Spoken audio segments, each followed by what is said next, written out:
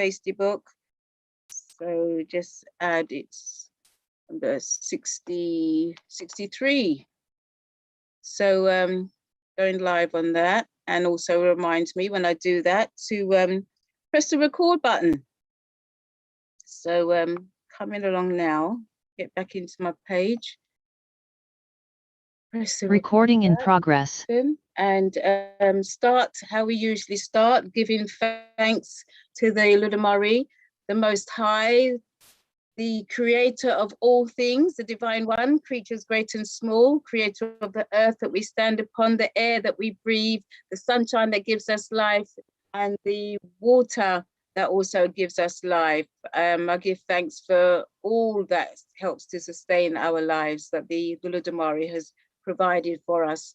I also give thanks to our Ori, which is our head, that gives us the intuition to know what is right from wrong. And hopefully we follow our intuition.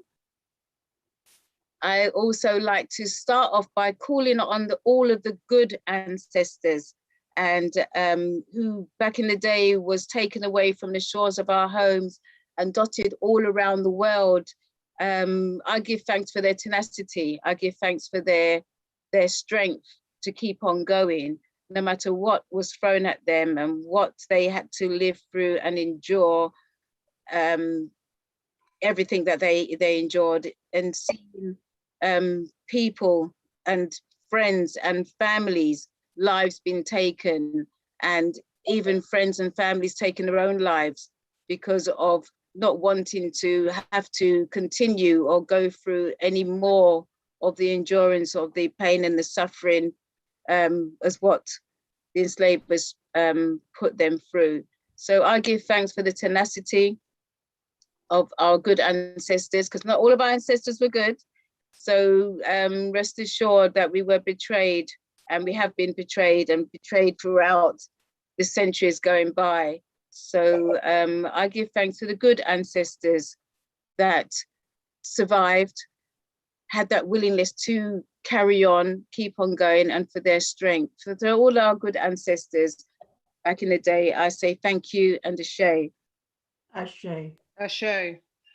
I also call upon our leaders, our heroes, our warriors, and our heroes. My favorite, as you can see, is the Right Honourable Marcus Masiah Garvey. But I know there's many others. Everybody probably have their own favorites. But I give thanks to all those leaders, heroes and sheroes and warriors, the ones that's kicked down those doors in the past and the ones who's opened those pathways for us so that we have a slightly easier time than what we're having now. Because if it wasn't for those people who did those things, you know, we would be probably how many centuries back, even though we still haven't quite made it yet. We still got to stand up together and rise up together and speak as in one voice and walk as one to get what we need for ourselves. So our fight is not over. The battle is still going on. So for our leaders, heroes and sheroes, who's left that mantle for us to pick up and to carry on, names we know, names we don't know, names we will never know, or names we may have forgotten. I give thanks and ashe. Ashe. I also give thanks to my lineage. I give thanks to your lineage. I give thanks to those good ancestors that's there with us from the time that we're born right through to the time that we pass on to the ancestors. I give thanks for the fact that they're there with us all the way, always.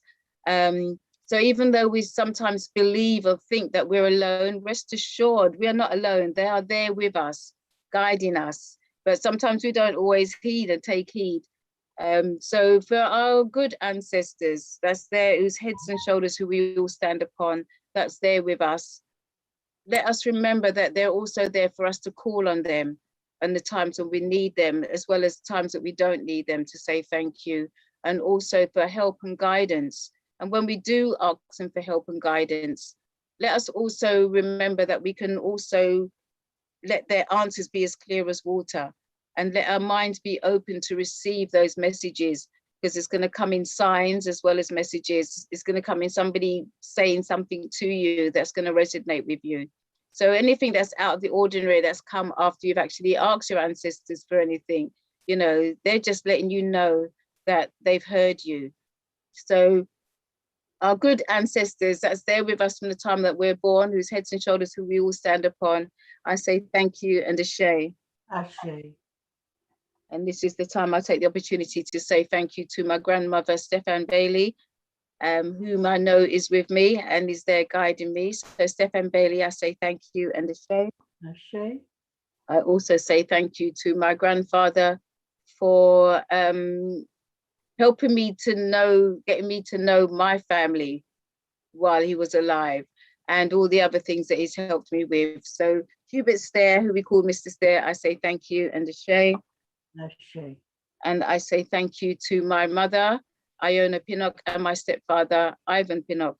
If they weren't the people who they were, I wouldn't be the person who I am. So I say thank you and ashe to Iona Pinnock and Ivan Pinnock. Thank you. Ashe. And it's well, here now I open up the floor for anybody who would like to say thank you to loved ones, family members, people who they know, people who they don't know, but they've admired, as the Right Honourable Marcus Masiah Garvey, as we acknowledged his passing, his anniversary of his passing yesterday, the 10th of June. So I will say thank you and ashe to the Right Honourable Marcus Masiah Garvey, but the floor is open to anybody else to say who they'd like to say thank you to. Yannick, what can I see? Yannick. Would you like to say thank you? Ashe. Ashe. Thank you, Auntie Jean.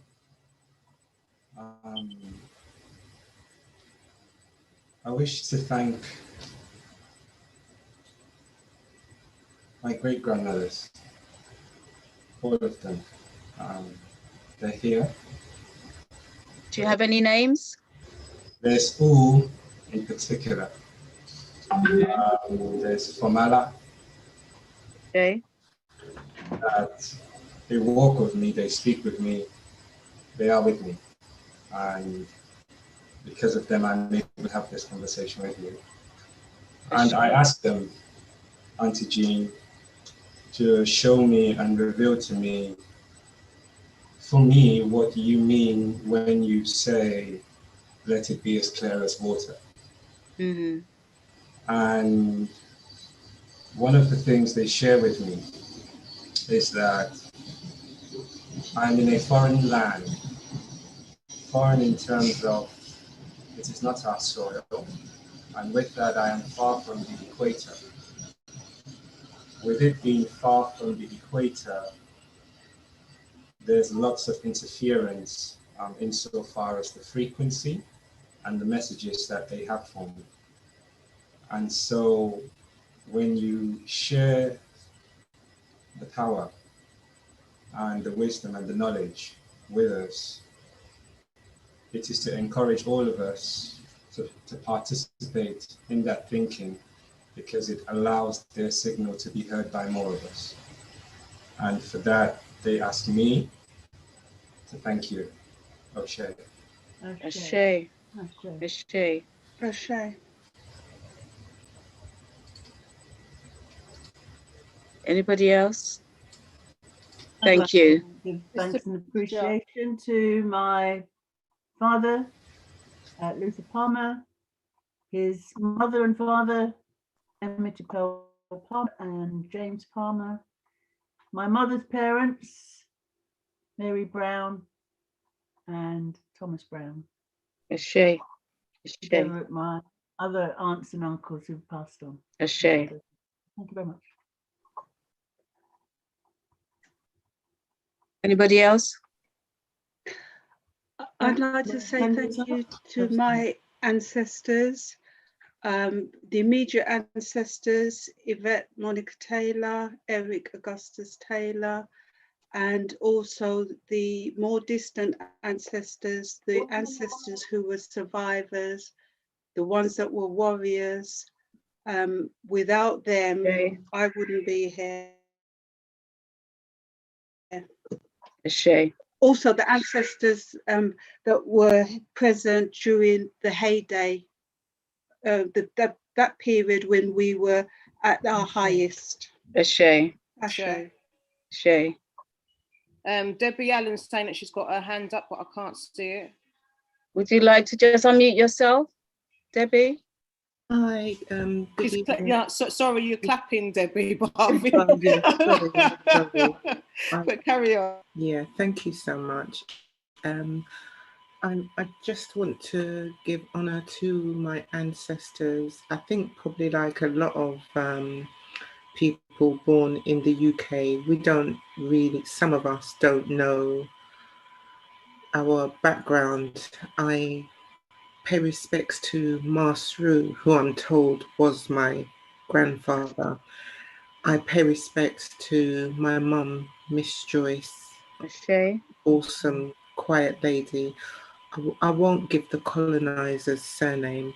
I pay respect to my dad, who was the best father that he could be, given the knowledge that he was given as he was growing.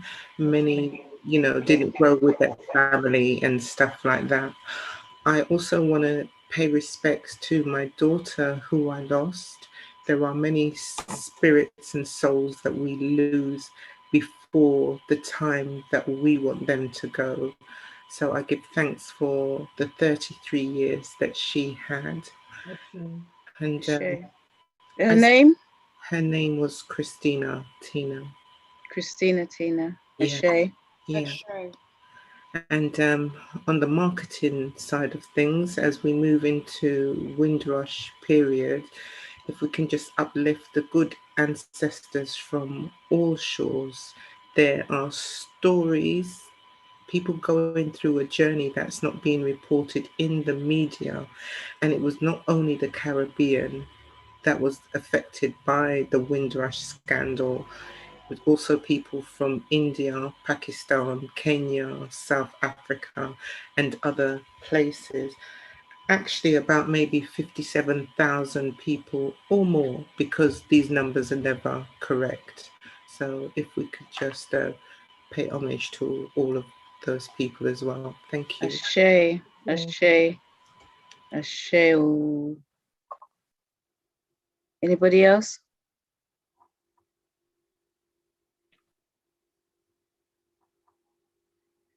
Okay. Ashay. Ooh. Thank you. With that, as I said, welcome again to the Garvey Villages Unlock the Chains and Keep Well, where our guest presenters gives us the remedies and keys. And we're going to move swiftly on to our first presentation with our sister, Sabrina Dixon. And as I said, thank you again for those listening and on the Black Culture Radio, which is all the W's, blackcultureradio.com. You're listening to the Auntie Jean Zone. So I'm going to hand over the screen to our very own Sabrina. Welcome for the first time to Unlock the Chains and Keep Well on the Garvey Village. I know that you're supposed to have come before, but you're here now, and we welcome you. Thank you. Thank you for having me. You're welcome. Let's share my screen. Okay. Would you like to introduce yourself? Yeah, I'm gonna, yep. Okay. Greetings everybody, my name's Sabrina Dixon and I'm the Executive Director of Social Inclusion Recovery Group. Thank you all for coming today. I know you're here anyway, but you didn't have to come. You could see my name and thought, oh, I'll come another time. So thank you so much for coming and listening to me. Today's talk is going to be about the power of advocacy. So I'm going to try my best to talk as slow as I can. I'm supposed to set my timer to make sure I don't overrun. And I'm going to leave questions to the end. I've got one question that I want everyone to participate in. And it would be really great if everyone could use the chat functions for that. It's nothing too extensive. It's just me just getting some feedback from you. So let me set my timer. Okay. Okay, so like I said, today's talk is about the power of advocacy.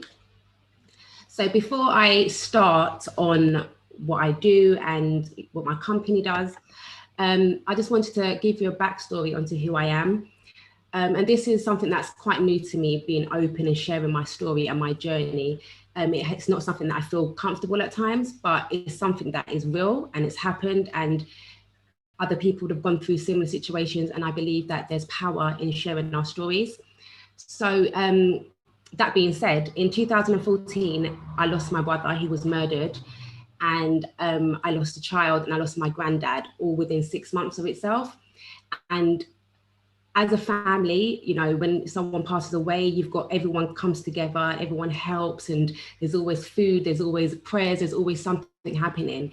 But when that's all over and your loved one is now buried, that's the quiet time. That's when it's very lonely and all you really have is your thoughts. And if you're not in a very good place, those thoughts can take over. And unfortunately for me, my thoughts were not my own thoughts, and I struggled to cope. I struggled to be a wife. I struggled to be a mum. I struggled to be a secondary school teacher. At the time I was teaching, but my family, being the kind of family they are, it wasn't a thing to talk about mental health. So it was a bit like, well, everyone's going through something, you know, put on your big girl pants, put on some makeup and get on. We've got to get on. Things still need to happen. The world's still turning. So I did that, I tried, and then it got to the court case for my brother's murder, and literally it felt like something snapped. And then when that snap happened, I realized that I had to seek help, and it was something that wasn't really forthcoming for me to go and talk to anyone about it, especially my family. It wasn't like mental health was something we spoke about. So I had to go into the system and get support by my GP, and I had a horrendous time, absolutely horrendous time. I thought, you know, being a qualified secondary school teacher, it would be like, oh, come in, we'll help you, we'll do this, you can have therapy. But what I went through was horrid. I'm of dual heritage, and they made me feel like I didn't know my identity. They wanted to drug me up. They wanted me to be a ticking box. And unfortunately for them, I wasn't someone that wanted to conform. I didn't want to take medication, and I was down as non-compliant. And to be down as non-compliant then stops you from accessing other routes of support. And that made it a quite difficult time and a longer process for me to go on my journey of healing. But I can say today that I'm in a better place. I still have an illness, but I'm managing it very well. And I wanted to give a shout out, and your names come from my screen, so I can't even see, but oh my gosh, is it Galactic Claude? Sorry. Galactic Clyde. Right, sorry, I'm dyslexic as well, so it'll bear with me. I just want to give a shout out to you.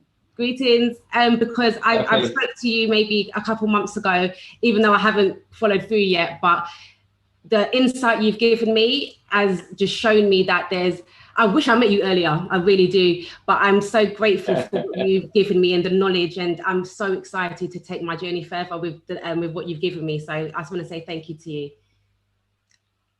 You're welcome, you're welcome. Thanks. Okay, so me today. So like I said, I still have my illness that I deal with and I manage, and by trade, I like to say, I'm a secondary school teacher. I've taught in South London schools for the past 8 years. Because of my illness, I stepped down from teaching and started to focus on myself, you know, remembering I'm a mum, I'm a wife, and just try to get back into the swing of things. But now I'm in a good place. I'm getting back to doing what I do, which is advocate for my community. So I do quite a lot of things. I won't go through all of them in detail. So like I said, I'm the founder and executive director of Social Inclusion Recovery Group. I also sit on the Birmingham and Lewisham Health Inequalities Review Board. I'm a member of the Lewisham BME Network. I was the chair of the steering group back in 2019 as well. I'm a member on the Lewisham IAG, which is the Lewisham Independent Advisory Group. And we work alongside mental health services and PCREF as well. I'm also an admissions and exclusion panel board member for Lewisham Council.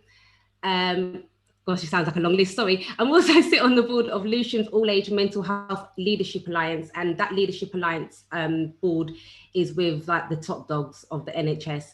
So it's quite a daunting place to be in, but I'm glad I'm in the room.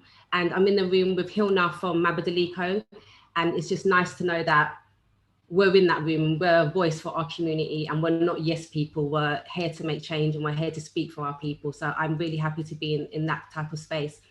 I'm also a parent governor at my son's secondary school, much to his demise. He hates it. He hates that I'm so involved in everything that's going on with him.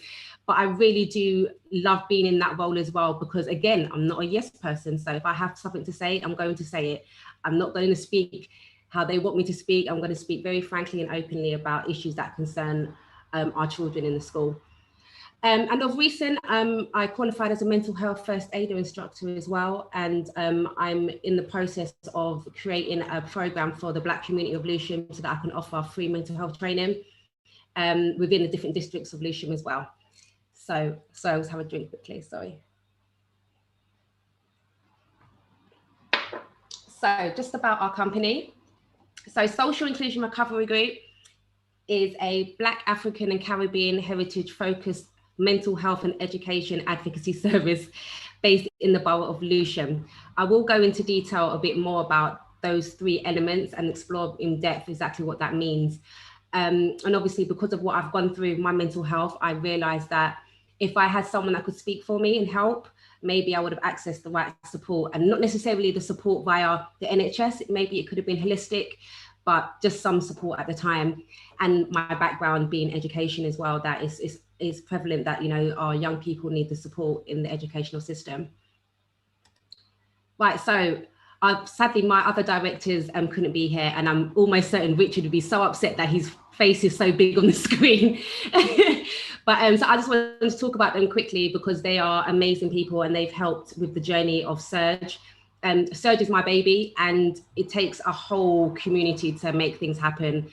So I'm really proud and happy that I've got amazing people on the team that are just helpful and making our clients feel as comfortable as possible. So Richard is a former assistant head teacher with a wide range of senior leadership and middle management positions in schools for the last 21 years. He has extensive experience in running mentoring programs and working with parents and carers and external agencies in support of young people.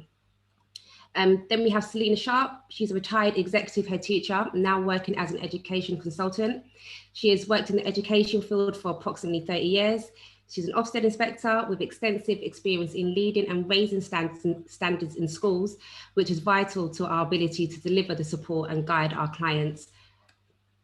Right, an honourable shout out to our advocates, because as much as directors and we've got the vision and we know what we want to do, we wouldn't be able to tick over if it wasn't for the amazing people that have joined our company. Our advocates are all volunteers, and they are just so critical to the success of our client. They go over and beyond, and I'm just in awe of them. I'm in awe of the time they give, the compassion, the empathy, and the love and the understanding, because some of our cases are very intricate, and at times it can feel like it's a lot to bear, and they've shown that they can withstand and get through hurdles. And as a service, what we do to support them is we offer them counselling, they have respite, they're able to come to us, and they're never alone. So when they have a client, it's never just them by themselves, they can always come back to us as well. Right, so our mission, let me just, sorry, bear with me.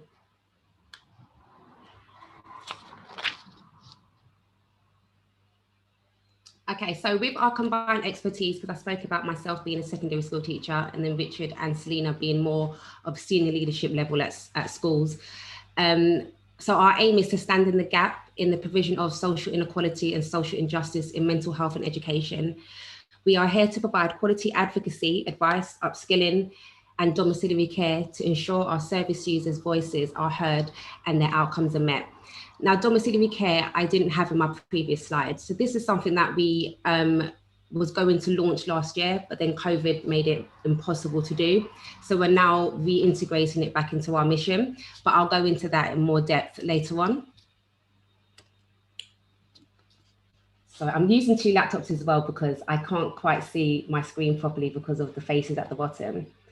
Right, so our values is to ensure that our clients' voices are heard, that we provide quality advocacy, that we empower our clients. And that's one of our big aims, is that we want our clients to be able to feel that once they've had support from us, that they can then go out and support themselves and then support their community, their loved ones, their friends, their colleagues.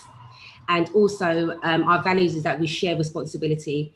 Even though a client comes through to us, it's a whole community approach. So even though we may provide advocacy, we work very closely with other grassroots organisations to ensure that our client has a whole wraparound care support, and it's not just, you know, signposting and leaving them to sort of fend for themselves. Okay, so the power of advocacy. This is part where I want everyone to use the chat, please, if you can. So what does the word advocacy mean to you? Just give me one word. Can you put in the chat for me, please?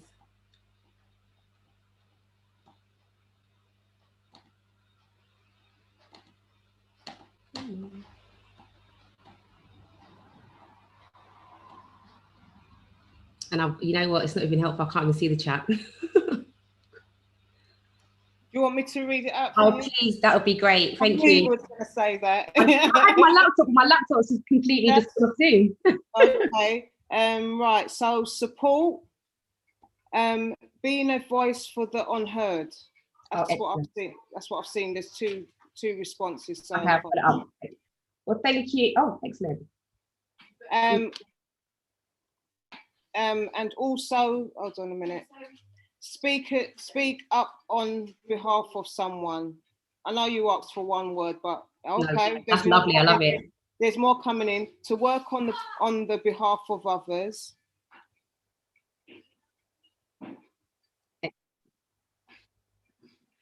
Excellent. Well, thank you for those that added into the chat. Oh, hold on. To speak on behalf of the wrong person.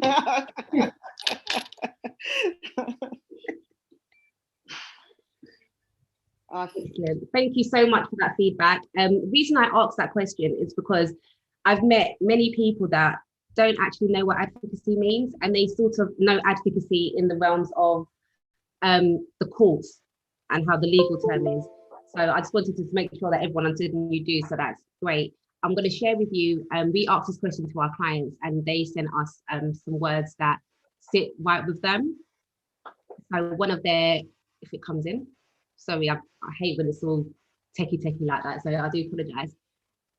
So one of our clients said backing, assisting, empowerment, support, pleading for, championing, and encouragement. And that is exactly what we want. The words that you guys put in the chat as well, plus what our clients said, is exactly what we want to hear and what we want to stand for. And as much as it can be difficult to advocate for somebody, it's so important to make sure that it's user-led, and it's not necessarily because we're advocates and we sort of know maybe the law within education or the law within the NHS. It's important to ensure that the client, you know, has their voice heard and what their outcome, ultimately what they want their outcome to be.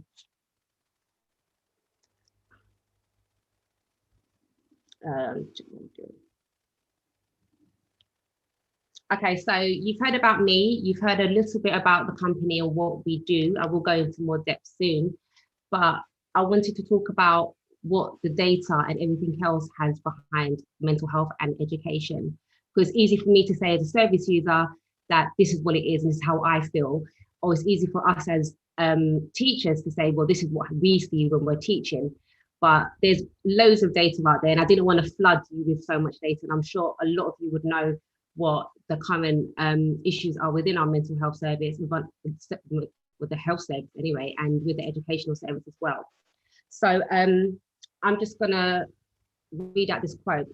So the outcomes you get, so this quote actually was from Don Berwick, a former president and chief exec officer of the Institute of Healthcare Improvement at the launch of the NHS plan in July 2001. The outcomes you get from any system are precisely the outcomes the system is designed to give you. Now, I watched a TED talk and this quote came up, and it just made me stop and think that we've been fighting the fight and we're still continuing. But in 2001, this quote was said and change hasn't happened. The progression of what it should be to this date is not showing us anything big as far as I'm concerned anyway. So this just shows you that the system was never set up for us in mind. It was set up for the agenda that they had. And that's, even though this is for the NHS, that stands for me anyway, in education as well. The system was set up for one type of student, one type of child, one type of culture. So when there's interference in that, they don't know how to deal with that. And so what happens then is that we start to see our people then fall off and not get the support and end up in systems that they shouldn't really be engaging with. So obviously that shows that the system is flawed, and we need, hold on, sorry. Yeah, so the system is flawed, and the magnitude of that comes into different roles. So you've got the unconscious bias that plays a big role with that. And I guess that happens a lot in education as well. And I'll touch a bit more about that as well. But I'm gonna just go there, like, there's a graph missing. I do apologize. I'm not sure if it went white, but I'll explain that bit in a minute. So I've just shared some data here, and this data is just to show you the disparity within our mental health services. So the bottom bit here, let me see if I can, you see my cursor going around. This shows the disparities within mental health when it comes to children and adolescents accessing mental health services. Now, as you can tell, Black and ethnic minorities are not present in CAMS, but we are over, and the other graph here should have been the showing of adults in mental health services. And as you may know, we're overrepresented in the mental health service, but we are underrepresented in the children's mental health. Now, this can play in two parts. Now, if you go back to the other quote where it suggested that the system was set up the way it was set up, then it shows that there's something wrong with the children's, adolescents accessing the mental health service. Now, the reason this happens, and this— Sorry, Sabrina, just sorry to just cut you there. For the people who's listening on Black Cultural Radio, could you actually read out the percentages, please? Because they can't see the screen, because they're listening, if you don't mind. Oh, right. I was going to read the quotes as well. Okay, okay. All right, sorry. Oh, hold on. Let me see if I can get it up. Sorry, I totally forgot about the radio, sorry. Is it even going to show?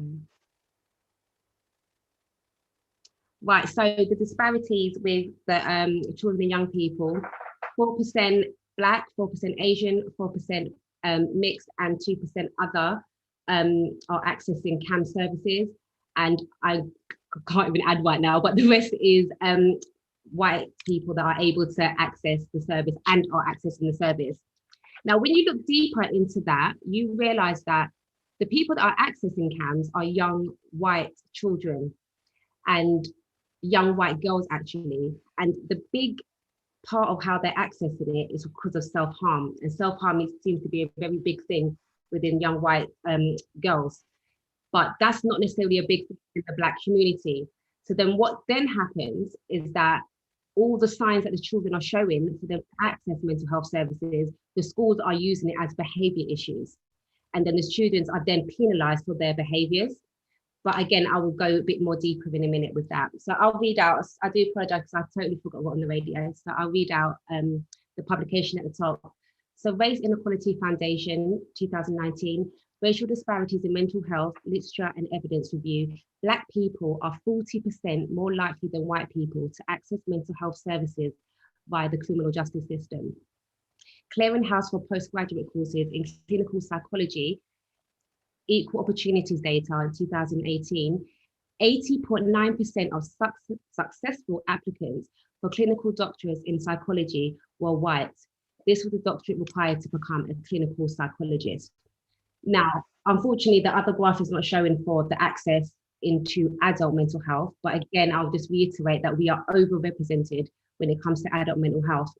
And when we get into the adult mental health service, and I can speak for myself, you're not seeing someone that necessarily looks like you. And sometimes that doesn't matter. You just need someone to have a cultural understanding of who you are so they can help support you. But if we're not even able to become clinical psychologists or get the go-ahead to become clinical psychologists, it's not giving us, you know, the fair footing for us to be able to support those within our community.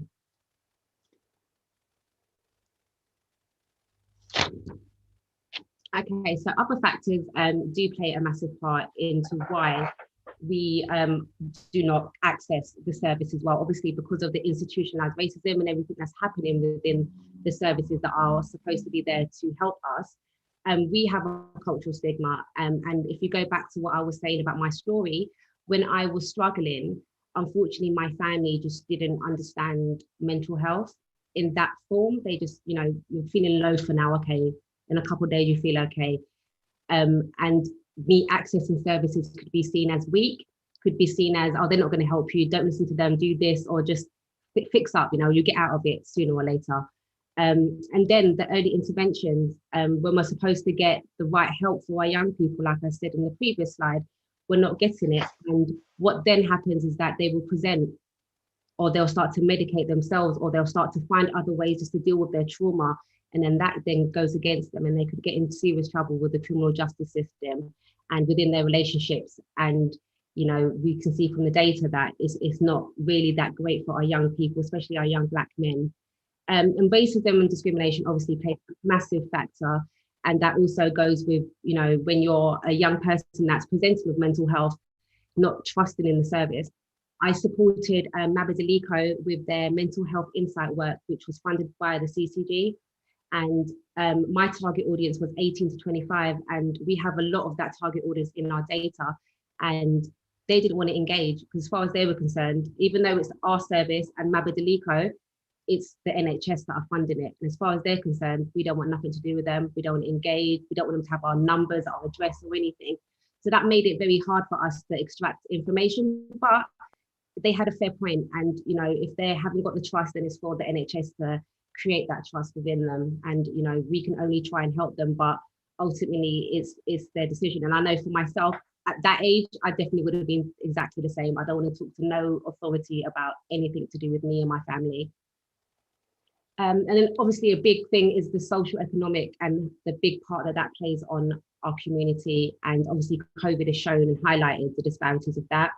I touched on this a little bit before about youth crime and PTSD, and, you know, if there's not an early intervention, what will happen to these young people and how they will then start to find other routes or not even understand their anger. So when they do get into something with somebody else or an issue comes up, they handle it the way they know how. And sometimes that could be violence and not necessarily targeted towards the individual, but because of the pain and hurt that they've gone through. And it's like an outlet for them. But if there was the early intervention or someone that could see that that person was going through something and help them towards getting the support, and the support doesn't have to be via the NHS. It could, like I said before, it could be holistic. It could be forums. It could be going for walks. There's so much other things that could happen just to help, you know, these young people. Again, COVID-19 is a real massive one, and that's affected a lot of our clients, especially with social isolation and not being able to identify that they have a need and sort of go back into recluse of themselves. A lot of our clients were on a good wave and they were able to get back to where they were, and then the double lockdown sort of knocked that they wasn't able to function, and we had to really think about the support that we're offering and try to tailor it to support them. And spirituality and religion, I'm gonna just touch on religion because I'm working hard to, what's the best way to say this? I'm working hard to try and get into like my local churches around my way, because they have a lot of access to the young people, and I feel like they're not doing the right thing, or they're not doing the right thing. They're not able to access and support them the way they need to be supported. And I'm working with a few churches now to be able to run some mental health workshops so we can help the congregation and the young people that do attend, because sometimes that's the only time you can get them, because on a Sunday the mum said you've got to come to church, you best be at church. And so they do go to church, and that's where we can access and try and give them as much support as possible.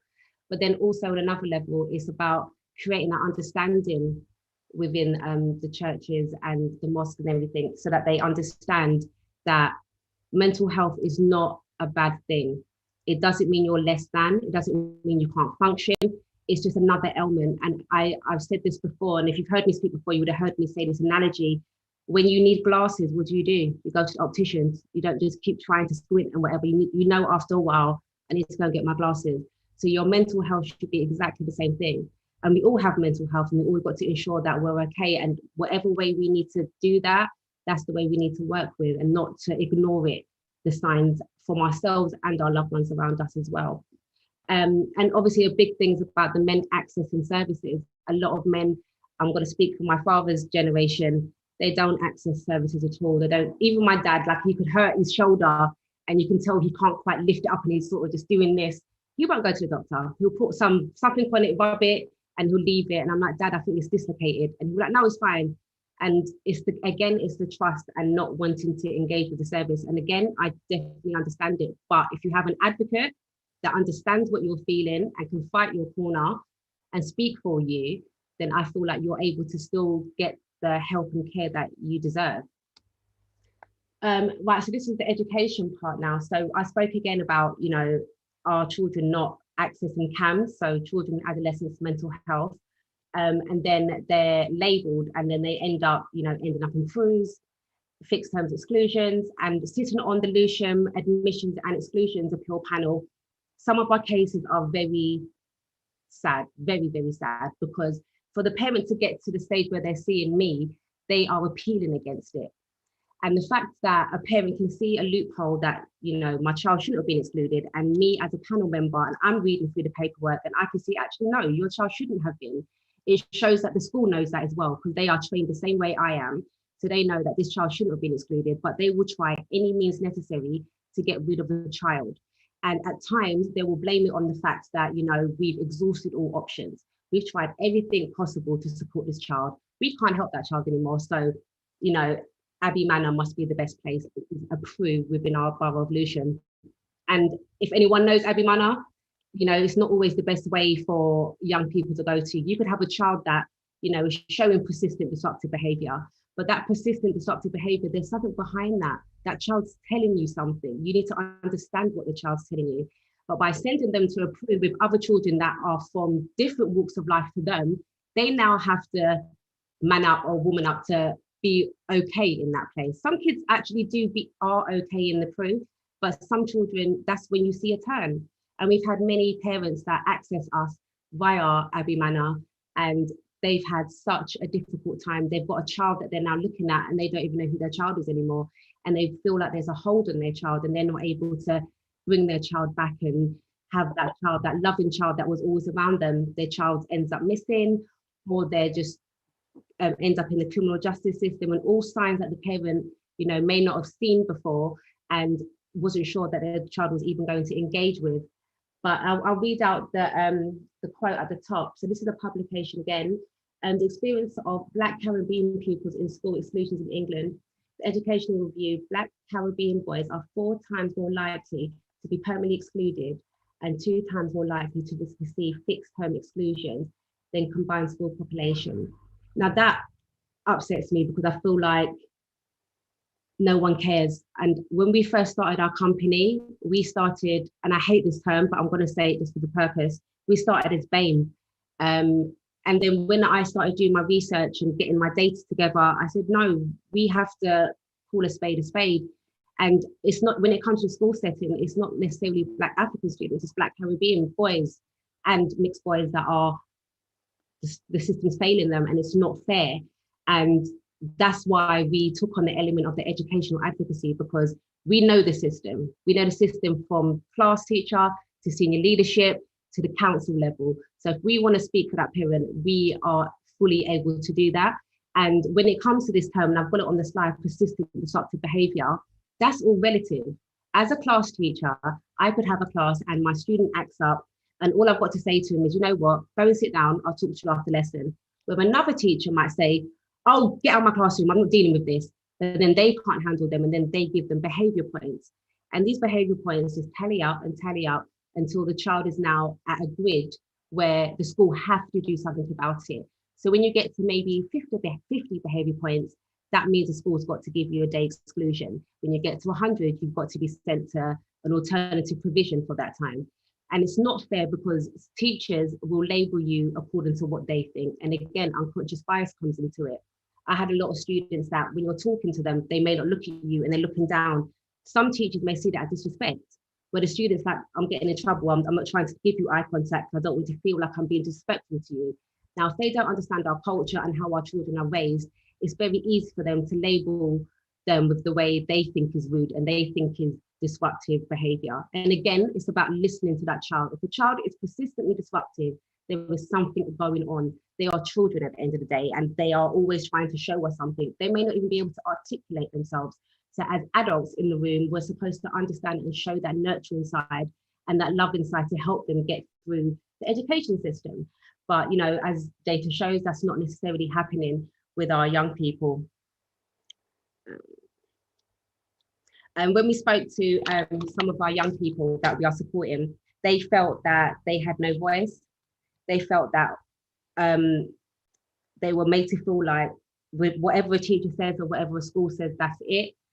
They felt that being a young Black boy in a school meant that it was always having to, one of the boys said to us, it was like watching your back, knowing that you could be a child that could be excluded. As much as you're a child that keeps your head down, does what you need to do, just being a Black child goes against you. And that really upset me. And that's a child from Lewisham and he's in year 10.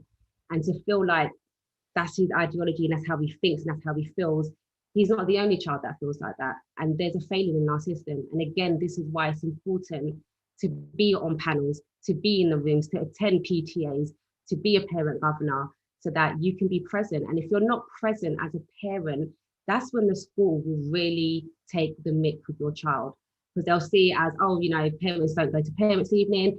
When I'm trying to call them about something, they don't answer their phone, they don't respond to emails. That's when it goes against you. And we have a database called SIMS in the education world. And if you go into notes as a teacher, some teachers can't have access, but most teachers can. And there'll be little asterisks, and asterisks will say difficult parent, hard to engage. There's little things labeled against your child. And then what happens is that this thing stays with your child. So when another teacher does the register and maybe is just started as a teacher, wants to learn her class and know who they are, she's already or he's already got this understanding of your child. Never met your child, but because someone else has put that on your child's folder, now they're already thinking, okay, right, we've got Sabrina coming in, she chats too much. All right, so they're already waiting for me to talk too much, without giving me the opportunity to show them who I am and how I work. And that's something that goes against our pupils all the time. And as an advocate, we fight so hard. One, we ask for that information. We want to see the SIMS account. We want to see what's in the system about that child. We want to see every data entry that you put in for any behavioural points you've given to that child. Any detention, we want to see what the notes were against that child, because it's freedom of information. We're allowed to see that. And same with your GP service, you might go in for an ailment and your GP's put down, she's acting, she's not really her or something else. And that's when, again, if someone else sees it on the system, they're going to think you're just a hypochondriac and you're not actually needing the support. And so we ask for all that information so we can get a better understanding of the care and support that our clients have had, and so that we can make sure that, you know, we can get things like that taken off the system and make sure that they can access, again, the service that they need.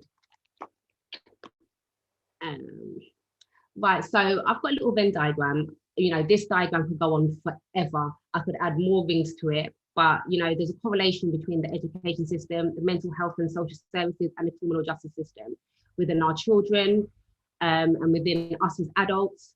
And a lot of adults, you know, that you may see now showing signs of mental health or in and out of the criminal justice system. And you're like, what, you just come out of prison? How you gone back already? But sometimes it's all they know. That's what's familiar to them. And unfortunately, it becomes a thing where it's just comfortable and they don't know how to function in the real world. And the world's changing so fast that if you spent 10 years in prison, you've come out now and everyone's at home, everyone's on Zoom, everyone's TikTok, Facebook, Instagram. It's a whole new world and they're not set up for that. Prisons are supposed to rehabilitate. They don't set up anybody to come out and be able to function in the real world. So what happens then is you go back into what you know, and then the cycle just continues. Another element I wanted to add to the Venn diagram was family. Even though we spoke about social economic, family is a big thing, because as family, sometimes we don't support as much as we should. Sometimes we like to have a little side conversation. Oh, did you hear say blah, blah? And that's all they're doing. But what are you really doing to help that young person or that person, your uncle or your auntie that needs the extra support? I know in my family, they would say, and I don't like this word, but they might say, oh, that's your crazy uncle. And that's how we grew up as kids, this crazy uncle, yeah, that's who he is. Then as we got older, we realized, no, he needed support. Why did no one get him support? But that's because it was like, oh, just leave it, it's fine, that's what he's like. Oh, just, yeah, let him kick off, that's what he's gonna do. But it's like, why are we not supporting each other? Why are we not supporting our families the way we're supposed to? We are very quick, and not all of us, sorry, but a lot of us are very quick to have little backbites and little gripes and not actually, you know, help and support. And what happens then is that when parents and clients approach us, they've got this connotation in their heads that they just don't trust anybody. And so even today, I wanted to have videos, I want them to talk, but a lot of them just don't feel comfortable sharing their story because they feel shamed. A lot of parents with the educational system, a lot of our mums and dads blame themselves when their child gets in trouble. They don't want to tell their sister or their cousin or their friend that their son's been excluded from school because they're scared of the judgment. And that again happens with the mental health and social service and also with the criminal justice system as well. And so we try to empower them to know that, you know, this is your story. This is not a unique story. And by telling your story, you can help and empower someone or come together as a community to build something. There should be something where you can just, even if it's, you know, parents from the local school, so let's say Sedgehill, and a parent feels some sort of injustice, find the other parents have been Sedgehill, because I'm sure they're feeling just like you, and support each other through what you're going through. Sorry, I don't know why it's done that. There's supposed to be another slide. 2 seconds, sorry. Right, so there was another slide, but I'm just going to keep this here for now.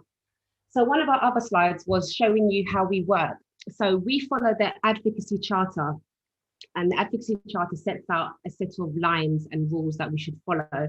And we work with that very closely because we're also trying to get our advocacy quality mark as well. But by following that, it ensures that our clients have the best outcome that they need and they desire. At times, you know, it may be difficult for us to actually give the client the outcome they want, because sometimes our clients think they know exactly what they want, but sometimes that's not how the policy makers make it easy for them to access, because it's not at all. So I just want to show you an example of how we do our referrals, and I'm hoping that if I click this button, it will take me to the website. So when we receive referrals, they come via our website. They then go into our triage bank, and then we'll pick up the case. A service manager picks up the case. They discuss it with the client in more detail. We tell them exactly what we do, our limitations, because sometimes, bless our clients, they think by accessing us, we're going to fix it, everything's done, don't worry about it, we'll get it sorted by the end of the week. And that's not necessarily always the case. We check if the child's got an EHC plan, an educational health care plan, and we just make sure that, you know, we go through that and get a better understanding of the child's needs. When we are very good with our policies, so every school in Luton Borough, we know the policy back to front, so that any school, any person that comes through from, let's say, Conisbrough, we know COLFs, we know their policies, we know exactly what they're saying, so we don't have to go through all the policies to get an understanding. We want to make sure that we are able to start quick, because a parent just wants you to start. They don't want you to and ah and take a long time, because by the time they've accessed us, they've been going through this for a very long while. So that's just an example of our education advocacy.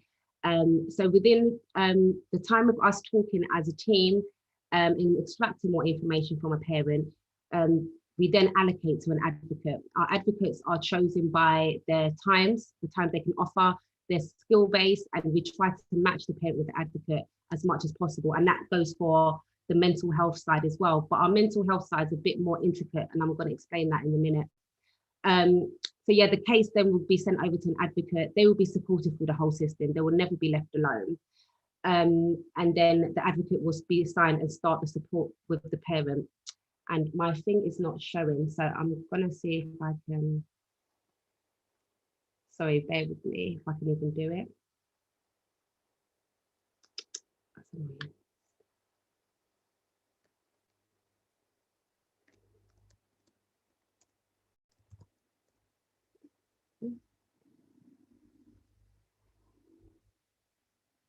Okay, so this is our website. I just wanted just to show you for anyone out there that may need support. So our website is www.surg, which is SIRG, london.org. Our website is getting updated, but you can still access it and you can navigate. So this is our website. So we have the homepage, the About Us. our events page, and our advocacy. So I just wanted just to touch a bit more on our mental health advocacy, because we don't have one type of mental health advocate. Because when someone presents with a mental health illness, at times that may mean that they may be sectioned. So if someone is sectioned or doesn't have the capacity, it's a certain type of advocate that needs to come into play. So we have Care Act advocates. So these advocates are fully involved in every step of the patient's care. They step in to ensure the patient understands their rights, assessments, care and support plans. And we're usually asked to come in via the council. So it's usually a local authority care act that comes through there. We have the independent mental health capacity advocates, and they're trained, specialized advocates that support patients, who lack the capacity to make serious life decisions surrounding treatment, care and accommodation. Now, sometimes a patient can be labeled with not having capacity. It doesn't necessarily mean they haven't. And the way we advocate is that we assume they have capacity until proven otherwise. And then we have the independent mental health advocate. And these ones go in to help when a client's been sectioned, if they're coming out on CTOs, which are care treatment orders. We help them to understand their rights and know exactly what they need to do to ensure that, you know, they're able to function once they're out of the system. And for some of our clients, it means that they're never out of the system, they're still a part of it, and they still need to check in with their care team. And we just make sure that we're there to support them through that step and stage. So bear with me. Okay, and so then one thing we realized whilst working with our clients is that we may get a client that comes through the educational route, and then there's other elements that the parent needs support with or the child needs support with. So the child may need workshops to help them. They may need alternative therapies. They may need a big brother. They may need befriending. So we try to have a whole wraparound approach. And again, I said before that we work closely with other grassroots organizations that understand what our people are going through, and we signpost and make sure that they access that service and are able to get more support and not just advocacy with us. So the domiciliary care aspect, which I've spoken before, that part we couldn't do because of COVID, but the domiciliary care is something that is needed within our community. We don't, wash our clients or anything like that. We go into their home, we help them with meals, we help them with cleaning, we take them to the shops, help them with the shopping stuff, help them get their bills in order, make sure that they've got a system at home so it's easy for them to function. Because a lot of our clients, because they're suffering with their mental health, everything else in their home is just a bit of a disarray, and they're not able to know what they need to do. So we try to step in to give that hand and that help to get them to a stage where they can feel comfortable, because once everything around them is okay, then their mind starts to feel okay. So we try to help and support that way. And then we have the mental health first aider training. Again, that's something that we're going to do a big push in the Lucian Borough to offer it free to the Black residents to come get mental health first aid training, so they understand what mental health is, how to notice it, how to signpost, and how to use effective tools to help anyone that you may notice in a crisis. With the parenting aspect via the educational advocacy, we've realized that a lot of our clients, again, I don't want to say this in a bad way, need some support because their parents or their aunties or their community that's raised them have raised them in a certain way. So now they've got children, they haven't been trained to look after their children or things to do or things to look out for. So we try to be that support and help them understand how to raise a 2021 child, because me being raised compared to my child being raised now is two different things. And I can't necessarily raise my child the same way my mum did because it's a different type of climate. As much as my mum would say, well, no, you need to do that. And I'm like, okay, I try to do it in a better way, because especially with my children, the shouting don't do nothing. I can shout at my son all day long. He's cut off. He's not even listening. He's in the room, but he's not taking it in. So I try to work around how I can best grow him up and be the best man that he can be. Again, the alternative therapies, I'm a big activist for this because, like I said, when I accessed SLAM and Mortally, they just wanted to drug me up. They wanted me to be just dormant and just sitting there. And in the beginning I did, because I was in such a horrible place that I thought, I have to. And then when I did, I realized, no, I can't function. I couldn't even teach. I'd go into my classroom and be like, okay, class, today's learning objectives, and my whole body would just freeze. My mind's gone blank. My mouth is dry. And that's not the way I wanted to live. So I'm a big believer in alternative therapies and tapping into what God's given us on this earth and trying to get the best out of what's around us and the people that are around us with alternative and holistic therapies. We also offer telephone befriending and days out. Our days out are usually for about 2 hours, and we do anything from crazy golf to boat riding. We did BMX riding recently. So we just try to do different crazy things so that the client can just experience something different. Right, just to show you a little bit of our impact. So when we have a client, we usually have them between 6 to 12 weeks. Some of our clients can go on longer if their case is more intricate. So when it comes to halfway, we do a review. And then when it comes to the end, we ask for feedback. So one of our feedback was, desired outcome, was that met? Do you feel confident or empowered? Would you recommend us? And the advocate's knowledge that was supporting you. Now we've got the majority, we've got nearly 100%, but some clients didn't feel confident with talking for themselves, and some clients didn't receive the desired outcome. So if you see the little man in the corner, that shows that one of our clients didn't receive the outcome they wanted. And that was because our client was very, very unwell. And for them, they just wanted to be able to just go home and be okay and not worry about it. But because of the service that we are, we have to report and support our clients. So if we have to make referrals to social services, we do let them know. We don't do any blindsiding stuff and say, well, we're not going to get involved. But if we see something that can be a risk to our client or anyone around them, we have a duty of care that we have to let the safeguarding team know. So for them, their outcome wasn't met, but for us, it was met, because now they're going to be able to get the right support in the time that they need it. This is something I wanted to share. This was where the video should have been, so you would have heard this from our clients themselves. So these are some of the feedbacks that we received from our clients. So I can't see it on my screen, so I'll read it off this laptop. So I really love this bit. I'm a bit of an empath, so I cried anyway. I cried with all of them. I was just bawling. So one of them said, I will speak for you, I will fight for you, I will advocate for you, so that one day you can do it for yourself. Oh, and then one of our other messages from one of our clients was, there's no way I would have been able to speak up for myself without all your support and encouragement over the past months. I'm so thankful and grateful. One day I want to be able to help others how you've helped me. I hope your organisation continues to do great work and that it will grow and get the funding, investment and recognition that it deserves. But until then, keep being the underdogs, because your service is so needed. Thank everyone at Surge for me too, because I know it takes a team to make it all work. You always tell me that I'm amazing, but you are amazing too. And again, like I said, even now I can feel myself tearing up, but yeah, that's just me anyway. But one of our last ones, I cut it a bit because it was a very long email. So this was the parent of a primary school child that was being excluded.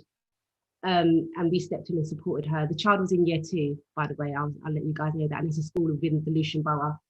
So the parents are completely disheartened.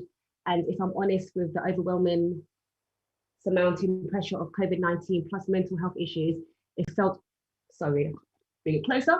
It felt all was lost. Luckily, a friend was referred to a community support organisation called Surge. So far, I'm so sorry, I'm going to lift up my laptop. So far, one of the best links I could have asked for. The advocates were efficient, diligent, and care immensely about what they are aiming to do. Simply the follow-up, and I don't feel alone anymore. And that is exactly what we would expect our clients to feel. If you don't come through our service and feel like that, then for us, we feel like we failed, because we want to be that support for you. We want to get you to where you want ultimately to be. Our service is user-led, it's client-led. It's what the client wants. It's not what we want. We are separate to the NHS, and we don't conform to what they want us to conform to. Even though we advocate for our clients, we work closely with the policymakers. And this is when I spoke previously about all the stuff I'm doing, because we can advocate all day long, but if we can't change the policies and the systems, then we're going to be advocating for the rest of our lives. So we need to get to that point where we are banging down that door, telling them about themselves and making sure change happens. And I feel like we're doing that and we're getting there. And I definitely feel like the younger generation are, they're fighters and they're going to show a big change for their generation coming up. And just to end with, breaking the cycle begins with you. Again, not necessarily maybe everyone that's on the call today, but as a community, we need to change some of our ways. We need to know that certain things need to change, and we need to be okay with that. It doesn't mean we lose our identity. It doesn't mean we lose anything. We just need to adjust and shift so that we are making prevalent change. Because, I just, before I jumped on, I had a parent call me because one of her children was attacked. And every day, like everyone on here, we've heard how many people have been shot, stabbed and died. And again, I've lived this because my brother was stabbed. And so I know the pain that these parents are going through, and it's not nice. So we need to change it. We need to get back to that stage where, for me, I grew up around the Brixton area. If I made it down to Loughborough Junction, my nan already knew. I really got a cousin. She really knew that by the time she gets home with her cousins, we was in trouble. We need to get back into that community spirit. We need to start talking to our neighbours, and we need to start, breaking down those chains that are just holding us down. Again, not necessarily everyone in the school, but I just felt like I needed to add that to this presentation. So yeah, that's me. So thank you everyone for your time. My mouth is dry. And feel free to ask any questions. Thank you so much, Sabrina. Wow, you've crammed a lot in there. A whole heap in there. Thank you. You said that it's a referral. I mean, if somebody knew of you, could they come to you direct, or does it all have to be referral? Is it referral via school? Right, so if I go back to our page, so we take client-led referrals. So this is my section. So what happens is a client can, actually, let me show you from this way, sorry. Oh, come on, laptop, don't fail me now. So on our homepage, if a client or anyone from the public scrolls down, and anyone that also wants to be a volunteer, you can click this button. And we always have vacancies. Even if you put you on a waiting list, add yourself on. If you want to be a befriender, an mental health advocate, educational advocate, or be someone that does our days out with our clients, just sign up, and we'll be happy to hear from you. But when we do get clients, we prefer to come via our referral form on our website, because we have built a database that's secure. And sometimes clients can email me with their whole life story, their email address, date of birth, passport, everything. And it's like, it's Google, and it's not safe necessarily. So we prefer it to go via our referral form. And the referral form is quite basic. I'll just show you. So when a client goes in, they can do it with us. If they made a phone call, we can fill it out for them. But for them just to add their basic details, and these bits here will be assigned at a later date. And then what happens is, when this form is filled out, it goes into our database and it pings into our triage, and then we're able to look at that. And then anyone, you can add your supporting statements or any evidence that you feel necessary for us to see at the time. So we don't necessarily have to come through social services or the school. If you just got something that you need support with, come straight to us via the website. But if someone did come to me via email, I would still say go to the website, but I will look out for that now that I know that they're going to make a referral. Okay, because I didn't know anything about you. How does the normal person know about Surge? I guess maybe word of mouth. Okay. Also, we're in a lot of publications. So we're on the Lewisham Local, we're on Lewisham Council website. We've met up with most schools in Lewisham, so they know about us. But we're trying to work, and we're on socials as well. At Surge London, you can follow us. We're trying to do better on our socials, but you can access there. But we're trying to spread awareness. And one thing I didn't say with all my talking, we've only been running for a year. So our client base, we've got 55 clients so far, which for us was way more than we thought we was going to get, and we're continuously growing. So in a year, I guess, because of us easing in, and when we eased in and opened our door, we got flooded. We wasn't able to do as much of the background stuff of getting our name out there. So we're still networking and we're still talking and working with those within the community that are running companies. I think I saw Daniel Pink. Yes, he's in the house. I know Daniel as well. So like meeting organizations and meeting people like him who can reach everyone, and yourself, you can reach a lot of people. So just making our name be out there via services like yourself, so that you can then tell a friend and that friend can tell somebody else. Yeah. And just know that we're here and we're here for them. That is absolutely brilliant. The question is, under what laws are parents allowed to see the data held on their children? Under the freedom of information, they can get that information. The school may not be forthcoming with it. It may be that if you go through a few loopholes, and if you know they're not going to be forthcoming, you can write a letter to the clerk of governors and ask for that information. Yeah. And it's also very good to get in line with your parent governors at your child's school, whether that's primary or secondary. Okay, and somebody's asked the question, they don't know what a PRU is. Oh, sorry, a PRU is a pupil referral unit. So it's an alternative provisions that are set up within some boroughs.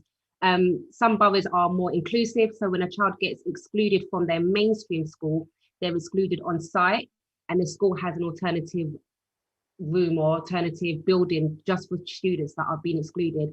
But in our borough, in Lewisham, our children are sent to alternative provisions like Abbey Manor, and that's basically a prison. Sorry if anyone works there, I do apologise, but I feel like it's a prison for our young people, and it's just a pipeline for them to end up in prison.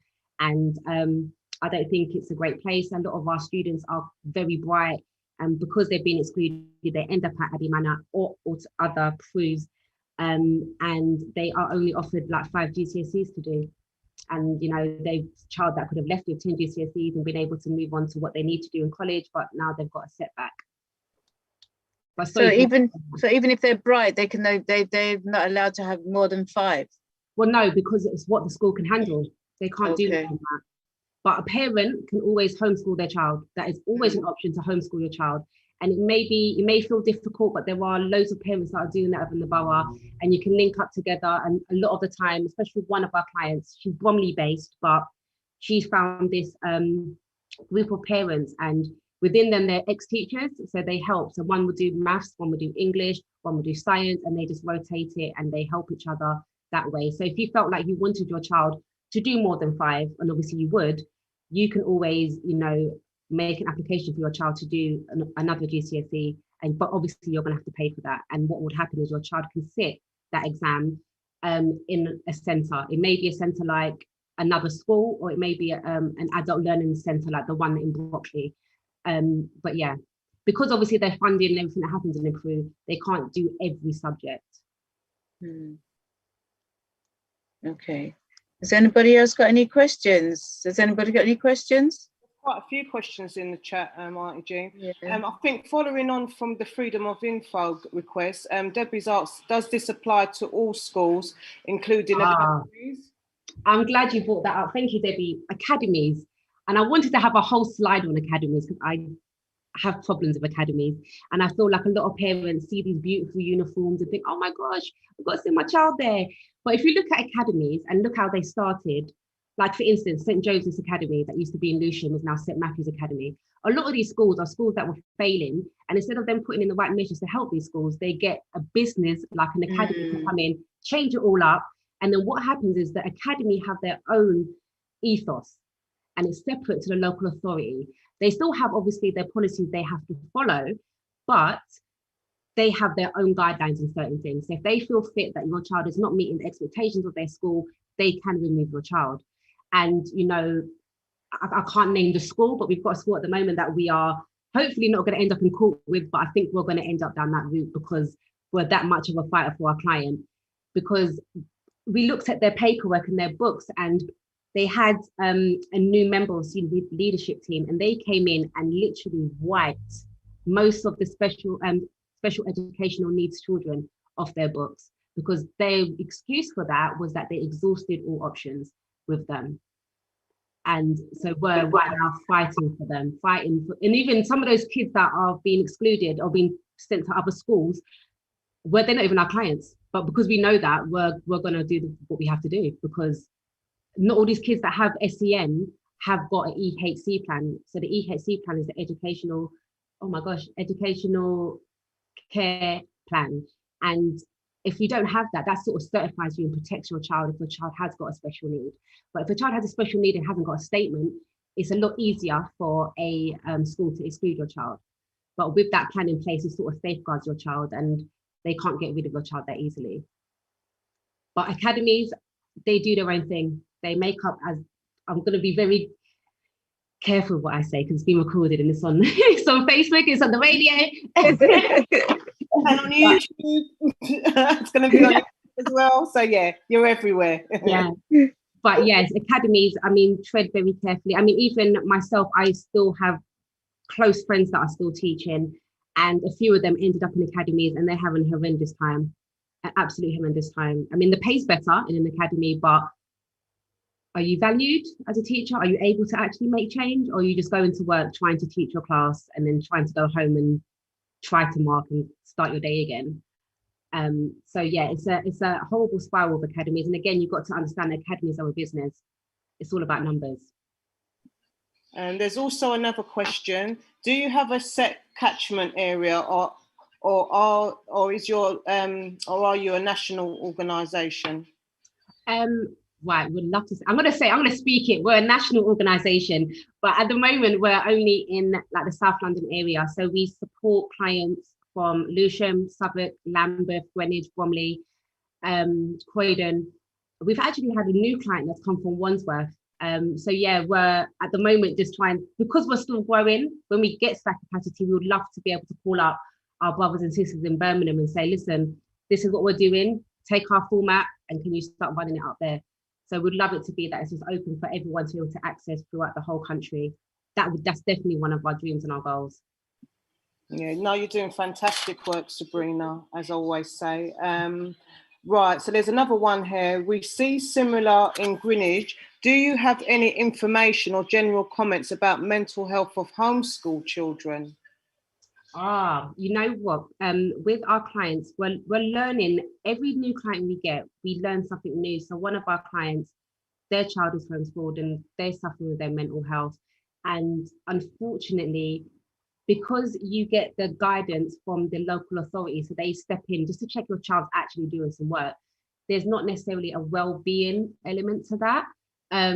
So for us, we're trying to now feed ourselves into that, to reach out to homeschooled parents and children and their parents to see how we can help, because that's definitely a missed thing within the local authority. I can't really speak for Greenwich, but I will speak for Bromley and say that's a missed element, and they are not doing what they need to do to support the children. Especially some kids are homeschooled because, not necessarily because the parent wants to homeschool them, but they just have no faith in the system. And that's the best thing they want to do, just train their child at home. And that child now misses out on their friends, on socializing, on going to the sweet shops, on going to the chicken shop, the bus journeys. They've missed out on all of that. And that plays a big part on the young people. Sorry, did I answer the question? Because I can't see the question in the chat. Actually, I can stop sharing, can't I? Yeah, if you can. Thank you. Yay. Yeah, I can't see any more questions. Has anybody else got any questions for Sabrina? I think there's quite a few that you've answered. Oh, excellent. Yeah. I'd like to make a statement, though, Sabrina, about those academies. They are just about profits, strictly profits. Yep. Money. That's what they're about. Mm-hmm. Yeah, I don't like them myself. Yeah, no, I wouldn't. I mean, we haven't got a lot of local authority schools left, but you know, because even at the moment, I'm trying to, I'm working hard because I feel like it's going to come soon. Because you know, we've got Forest Hall boys, and they're the only boys' school in our borough, and they're still local authority. And I'm very nervous that someone's going to come in and make them Harris Forest Hill or Harris Sydenham or whatever they might call them. So yeah, we have a map and we mark out all the schools, and we have like contingencies and things that we think may happen so that we can foresee it. So when it does happen, we're able just to start the ball rolling and start the fight. Yes, good for you. Keep it up. Keep up the good work. Thank you.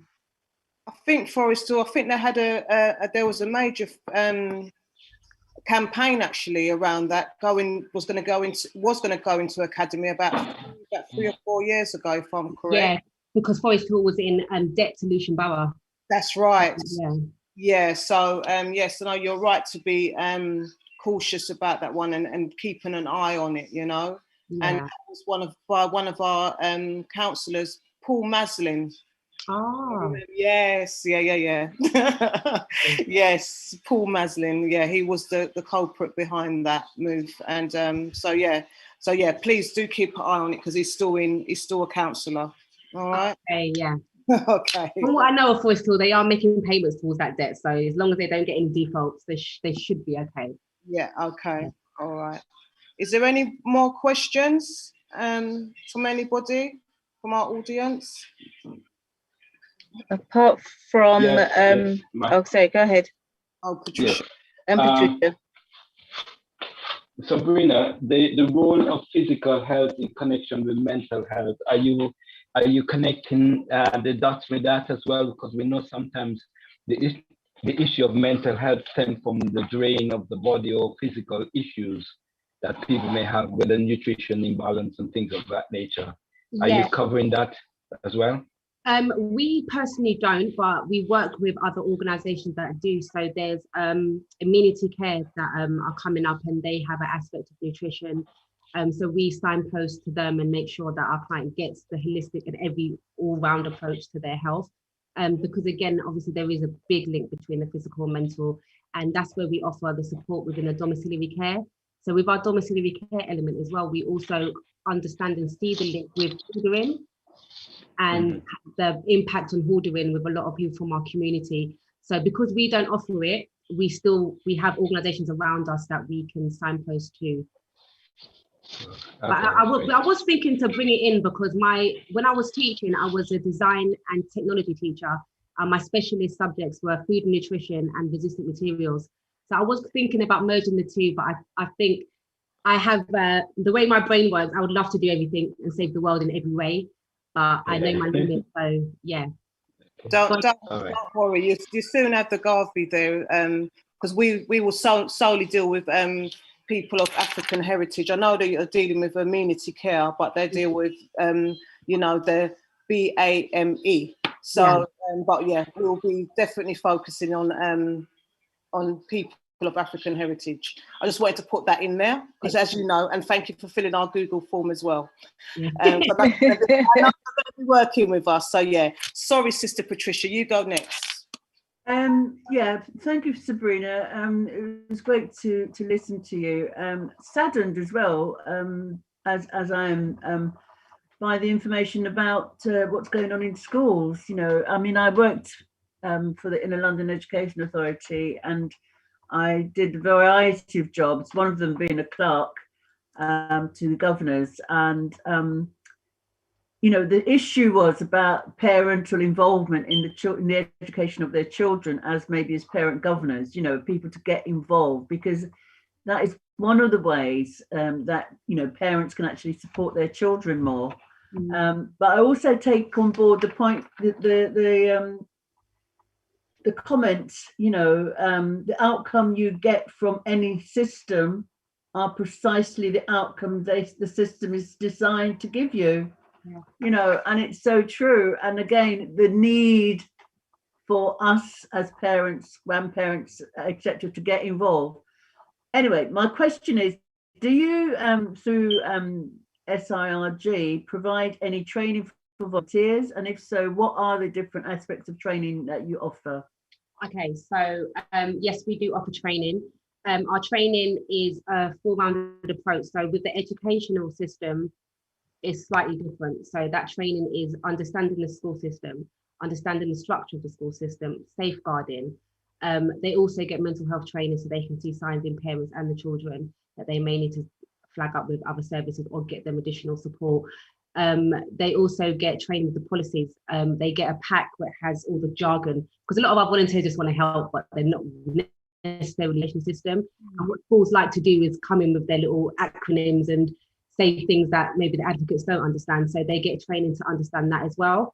with the mental health side now, because we tend to, well, we do use more specific advocates. They come with their own training and understanding. So all we've got to do is then teach them about the safeguarding, our database, and other simplistic trainings like that.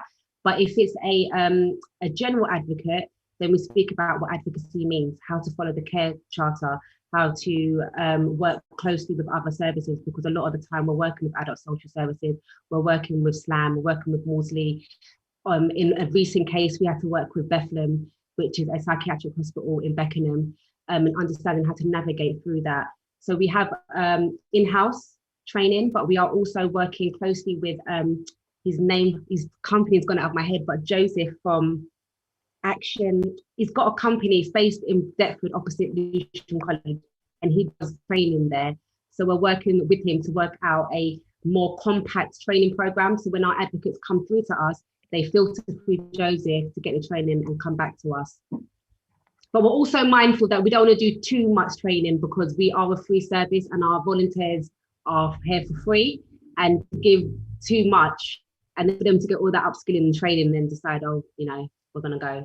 So we are very mindful that after a certain amount of time, we do give more training. So it's not one training you're left, there's continuous training and upskilling, because like I said, some of our cases are so intricate that we can plan, we can train, we can give them case studies, but a lot of the time it's something that's new to our advocate.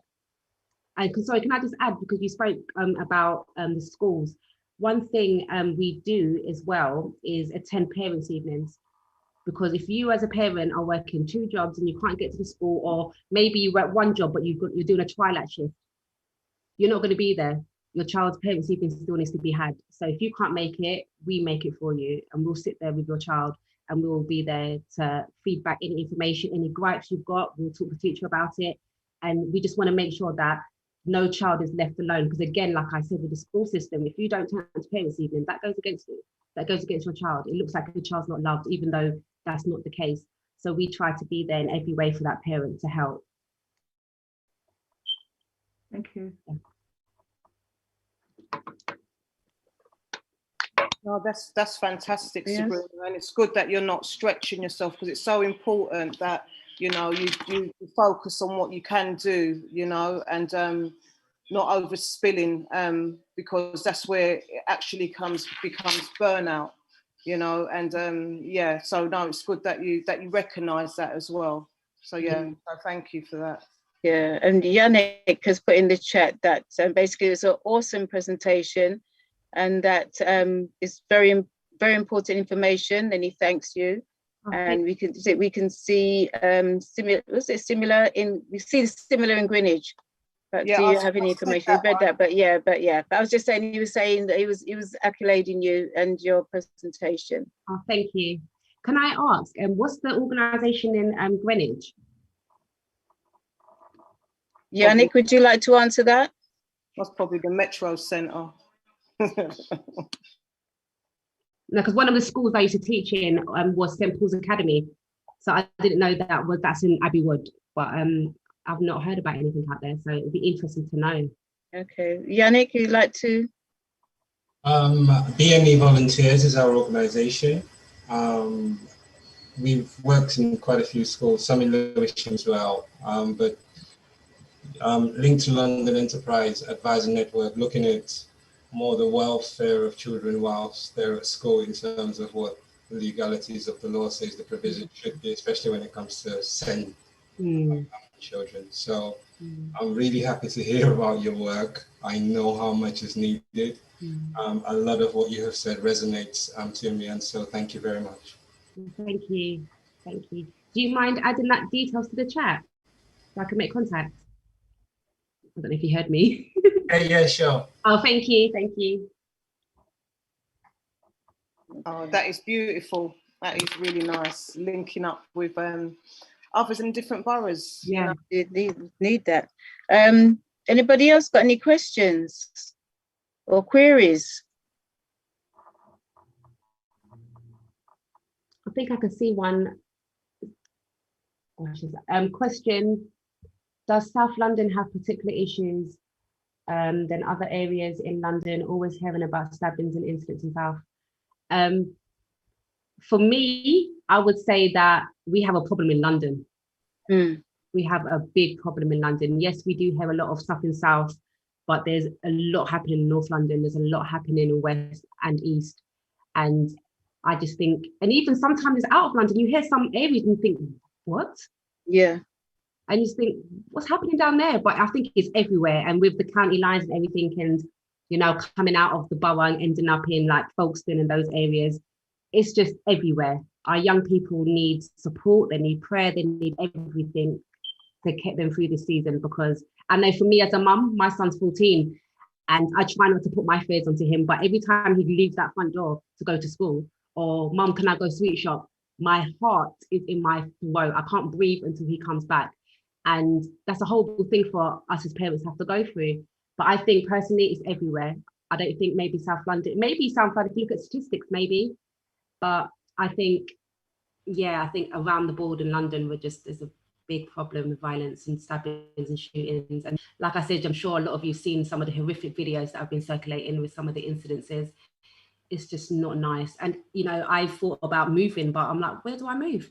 Where is the right place to move? Because it's happening everywhere. There's not one place that's, you know, can be 100% safe. And I don't want to move too far where there's no culture as well. I want to be able to get my plant in and everything for the right price and my hair products. Oh, that's fantastic, Sabrina. No, you know, I totally agree. Yeah, because even in Hayes, there was a stabbing the other day. Do you know what I mean? I was like, whoa. It was a schoolboy, wasn't it? In the morning. On his way in the morning, 8:30 in the morning, you know? Yeah. So, yeah, and yeah. Yeah, it's happening. Something's not right. Something's going on out there. Something not right. That's not normal behavior. It's not. And again, when I said about the parents saying that their children are getting involved in this stuff, they feel like they can't draw them back. There's a hold, and that's what we keep hearing from parents. There's something ain't right. Something's afoot there. Yeah, you know. I definitely because you're saying that the parents, it's like they can't get a hold. So it's not like to say it's a control thing. They can't control their children because there's something else is holding them. Yeah. And one parent said, my child was like this, but now he's like this. And so if I'm saying to him, get home by 8, he's like, whatever. Because what are you going to do? You're going to beat me? That I'm a big boy. And that's the dialogue a lot of parents are having with their children, where the respect element is gone completely. Because whatever's out on the streets for them seems to be more important or holding them more than their parents. I mean, we've had students that have gone missing and their faces circulating on missing persons. I'm sure everyone in this room's ended up with some of our students' pictures. And then the child will go on Snap and be like, why did you use my photo? Why did you use that photo of me? I'm fine, I'm with my friend, we'll be back in a couple of days. Wow. Now, I couldn't imagine doing that with my mum. Like, I just know I'd have to go and live with my grandma. There's no way I could go back to my mum. But that's what's happening. And there's a spiritual hold on our young people. And that's how I feel personally, that there's something holding them, because the disrespect and stuff of their parents is really hard. And I feel really saddened and sorry for our young people. So I do stop my local ones in my area. I have a conversation with them and just see how they are, because who else does that? If you're not talking to them. And sometimes, they may look intimidating and scary, but once they know that actually you're all right, they will speak with you, especially if you're from their area and they see you in Sainsbury's or the local sweet shop. They know your face. Just talk to them. Yeah, thank you for that. Thank you. Is there anybody? I can't see if there's anybody else. Is anything more in the chat? I think I can't even see. I think Debbie's put something else.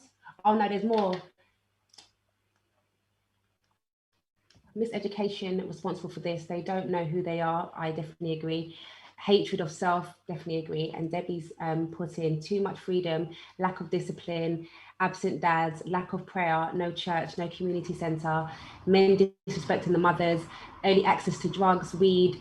Can I just touch on the weed thing? Yeah. A lot of our young people, I'm sure you know this as well, are having edibles and eating those sweets that have got oil or whatever else is added to those sweets. And that's where they're getting their early kick. We had a young person, her mum didn't know that she was selling, but she started off by taking the gummies, and that's something she had at school. And it looks like a Haribo packet. So you just think it's a normal Oh, it's sweet. a packet, because you're teaching me. I don't know. So could you Yes, I explain don't what know. this More is? about this. You need to say some more about this. Yeah, I've not heard because about this. I'm totally out of it, so I don't know. So you said they can buy a packet of. Yeah, so it looks like, yeah, I just saw something else. Yeah, CBD, and sometimes it's actually laced with actual cannabis itself. And with, so it looks like a pack of Haribos, you know, the golden bears. And the packaging just looks normal. And a lot of the kids have it, and they just open it, share it with their friends. And those little bears are filled with narcotics and stuff, and their kids are getting high off those. And it's a different type of high, because once that's in your blood system, you've got to let that one that's caused, it's different to smoking. But that's where they're getting their first touch, where some of them are smoking, as well as taking the gummies and the sweets that are out there. But some parents don't even know that their child is selling drugs or their child is smoking. Especially if you're a parent that smokes yourself, you may not even pick up the scent. You might just think it's your clothes or something. But we had a parent that her child wasn't behaving too well. She wasn't sure what was going on. And so we spoke to her and said, have you spoken to your child? Do you search their room? Do you do these certain things? I'm a parent, I will search the room. I'm not trying to invade my son's privacy, but this is my house. And I know what I would have up to at that age. So I need to make sure that you haven't got nothing in my house. And I feel like parents need to get back to that. Even if you go through the room with your child and say, okay, is there anything in the room? And just check, because everyone here has been young. We've all done stupid things at one point. And for myself, I wasn't a bad kid, but I did do some things that I would hate my son to even touch. So I know what I was like, and I've got to treat him the same way, well, without maybe tarnishing him with the same brush as me, but just making sure that he that is safeguarded. But I'm also very open with my son and my husband. We say to him, whatever you do, you have to let us know. Don't ever think, it can't be too bad for you to tell us. I don't care. Even if it is something that's a madness and you can't even think how you're going to get out of it, you can't get out of it without our help. So we need to be there. We need to understand what you're going through. So yeah, the cannabis sweets, that's a big thing. A lot of I think of all these children that we're supporting, and maybe like 6 out of are smoking or taking those gummies.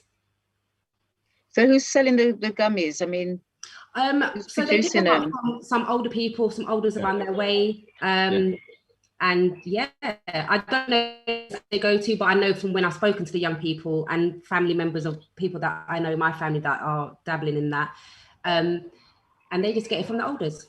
And because it looks like a packet of sweets. It's called gummies.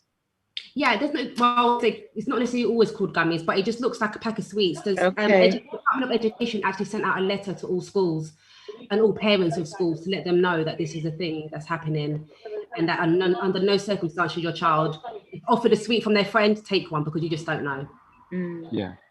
Also, Auntie Jean, they aspartame as well in the sweet as well, because they said that the youngest suicide person, they realized there was an aspartame, which is also another deadly chemical that is used. It's actually made from a bacteria, E. coli bacteria. They make the aspartame from the filth of the E. coli bacteria. So that is also dangerous, that a lot of young people are using in a lot of the sweets. Wow. It's frightening. It's a minefield out there for the youngs. Lovely presentations. Thank you. Let me just say, it's a lovely presentation. I came in to ask the question, and I did ask my question, but I must say that the presentation is lovely, and keep up your work that you're doing, and we'll be in touch with the Garvey village. Yeah, thank you. Excellent. And if I think everybody's all exhausted out. Yep. I think I just saw something from Debbie about the little, I saw silver bottles. Oh, is that the balloons? Oh, the balloon things, isn't it? That's yeah. See them around my way all the time on the floor. And these things are so easy to get. Anything, to be fair, in London is easy to get, unfortunately. It's so easy. It's just one phone call. There's always someone that knows someone that can get something. And that's to do with drugs and weapons as well. It's so easy to get access. It's actually really disgusting how easy it is for our young people to pick up a gun and to get a knife and whatever else, and to even try to get rid of it as well. It's awful. Wow. Wow. It's Yeah, frightening. Yeah, but it's something that we've got to try and combat and overcome. Yeah, definitely. But we need more people like you. Thank you. Oh. Well, thank you guys for your time. I really appreciate it. I don't really like speaking. So you've done well. You've done very well. So thank you for listening to me, taking your time with me when I couldn't read the slides. So thank you so much, everyone. Thank you so much for your presentation. Thank you for doing what you're doing. And I hope you just keep on keeping on and don't burn out. She's got us back up, so That's right. She ain't got no choice but to, because she'll have Shaka, I, or Gwenton on her case, so she knows. Yeah. And also, I don't know if you're still on, but Daniel as well probably will have a go at me as well. Yeah, absolutely, absolutely. So yeah, we're definitely there to support you. Cheryl, why are you calling my name? Yeah, it wasn't me. It was me. It was Sabrina. I'm innocent for once. But yeah, we're definitely there, and especially as the Garvey as well, we will be there to support. You know, so yeah, and Lucian Education and Ubuntu. So yeah, we're all there for you. All right. Thank you. And I love the community love. So thank you for accepting me. Yeah, absolutely. Okay, and yeah, thank you. And you're free to go now, but not just yet, though. No, I won't go yet. No. I'm not that hasty. I'll wait. Thank you so much, Sabrina. Auntie Jean, before we go, can we just go on to advertise the girl boot camp for Monday? Yes, yeah, go ahead. Okay, let me just see if I can get it up. Yeah, it's brilliant. Oh, got it here. You are right. So this is for the girl boot camp that's taking place on Monday. And Yana, you want to say something quickly about it if you're on? Oh, hi everybody. Yes, the Girl Boss Boot Camp, empowering young women to be female goal setters, goal planners. And this will be not on Monday, but on Tuesday, the 14th. Oh, sorry, no, Monday the 14th. I do apologize. Sorry, I'm all askew. And so the first, this is the first introduction, and it is a 3-part program, and it is to empower, to educate, to give confidence building, goal planning, mind setting, developing resilience, and putting and shaping business ideas and creative ideas together so that women can begin to start to work for themselves, to take control and to lead, as we've just had a fantastic example from Sabrina. So this is all about self-motivation, self-determination, but how do you go about that? How do you plan that? How do you find the steps to achieve that? And this Girl Boss Boot Camp, over the course of 3 weeks, will empower and enable our young women, 18 to 30 years old, to take part. And we're looking forward to people registering. It's on the Eventbrite, and there's a link. If you go onto the flyer, there's a link for you to go onto the Eventbrite and reserve a free space for the 3 weeks. So it's an absolute free training, and I encourage everybody to share with women that you think will benefit. And if you are 18 to 30, to please jump on and, get involved and see what your future lies. Thank you. Thank you, Sister Anyana. I'll put the details in the chat, but for Black Cultural Radio, what you do Auntie Jean, would you Is say? there a telephone number or an email address you can read Well- out slowly for people on Black Culture Radio?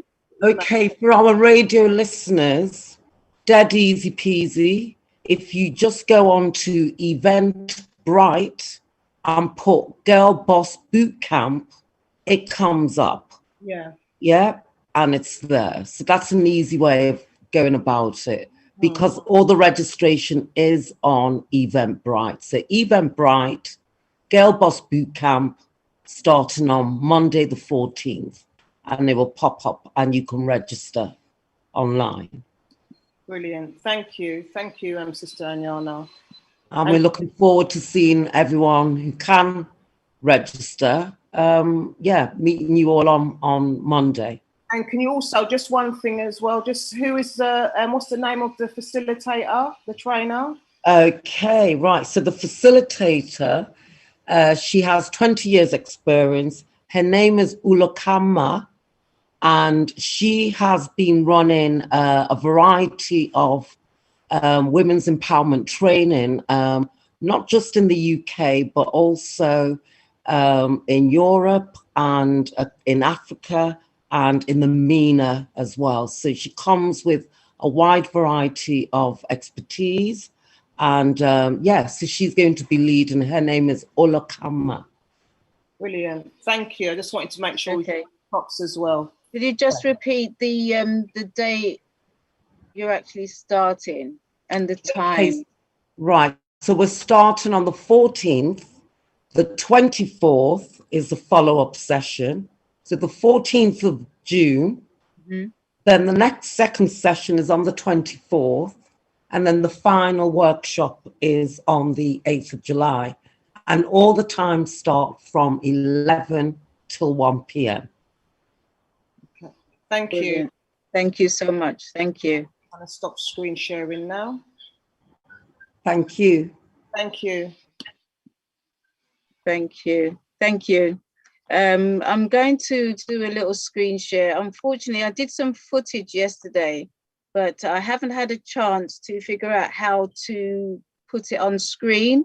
But I'm going to be showing something that somebody else has actually filmed and shown. We was commemorating the anniversary of the passing of the Right Honourable Marcus Masiah Garvey yesterday. And so before I bring on Omowale, I'm going to play this section. Okay.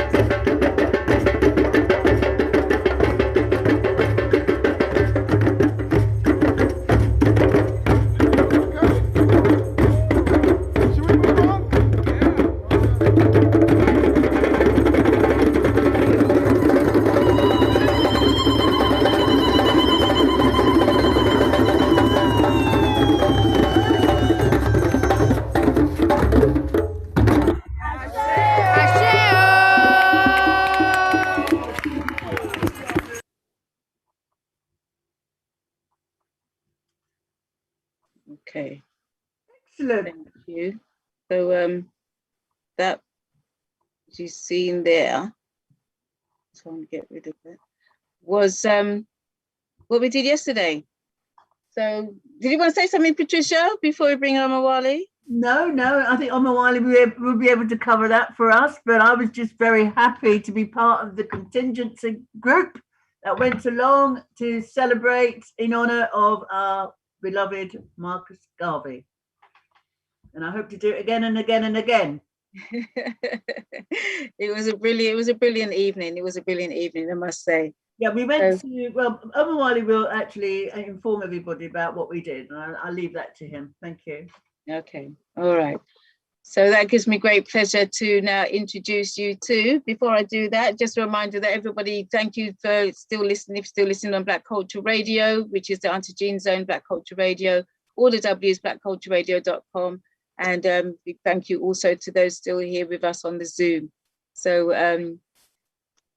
Brother Omowale, welcome to the screen, and thank you very much for yesterday and giving us an insight of the abodes and the office where Marcus Masiah Garvey actually lived and worked.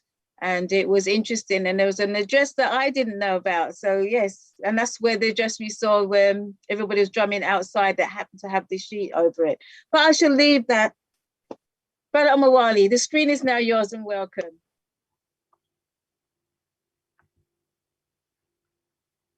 You're muted, you're muted. So unmute yourself. Take the mute off, because we can't hear you at the moment. We still can't hear you. You're muted. That's it. Okay. Can I be heard now? Yes, we can hear you loud and clear now. Thank you.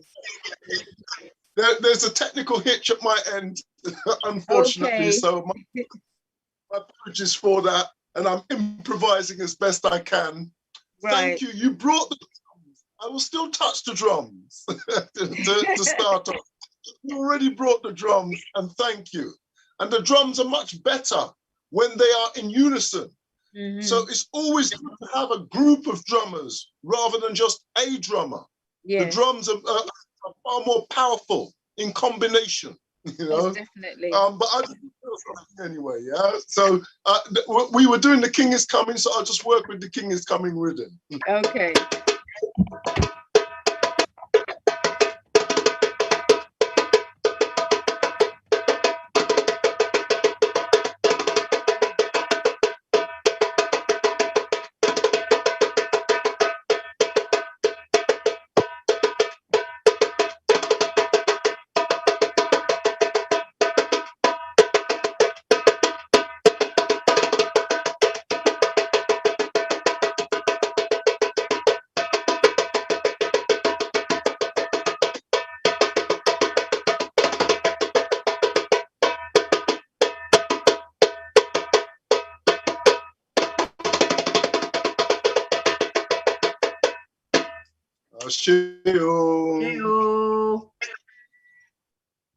Yes, let me say warmest greetings to everybody.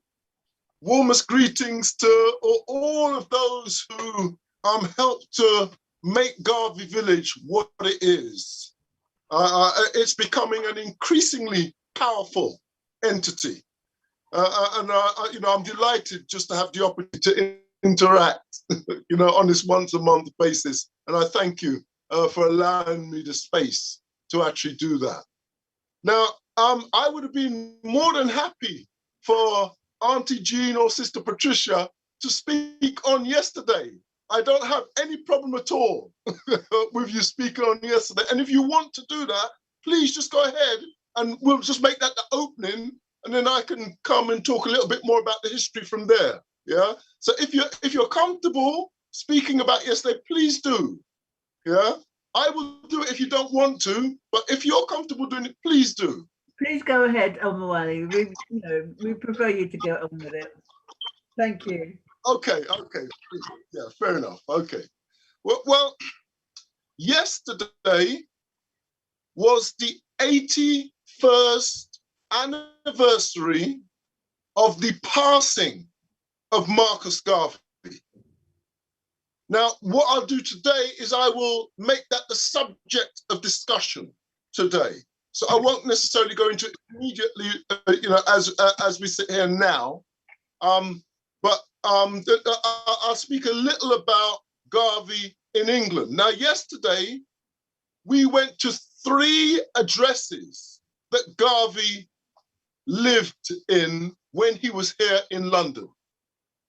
Now, I actually know of 6 addresses that Garvey lived in when he was here in London, and a 7th address, including his Fleet Street address, because he worked on Fleet Street at number 158 Fleet Street in the African and Oriental Times newspaper headquarters. And it's most likely that he actually slept there overnight. And if you think about, those of us that are old enough can remember when Fleet Street was a center for newspapers. Things have changed a lot now, but all of the papers used to be on Fleet Street. And so Garvey was on that famous newspaper road. And in those days, the printing press used to run all night so that the papers could be ready first thing in the morning. So it's a virtual certainty that Garvey actually slept in Fleet Street. He worked nights in Fleet Street, slept in Fleet Street, etc., etc. So that would have been a 7th address. Now, what was convenient for us yesterday is that 3 of the addresses that Garvey lived at when he was in London are mere walking distance from each other.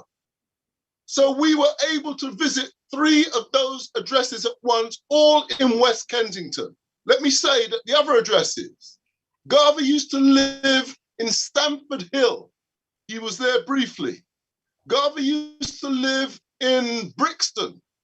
He was there briefly as well. And let me see, Fleet Street I've just mentioned, but there's another address. And Garvey used to live on Borough High Street in the London Borough of Southwark, in addition to the 3 addresses that we went to yesterday.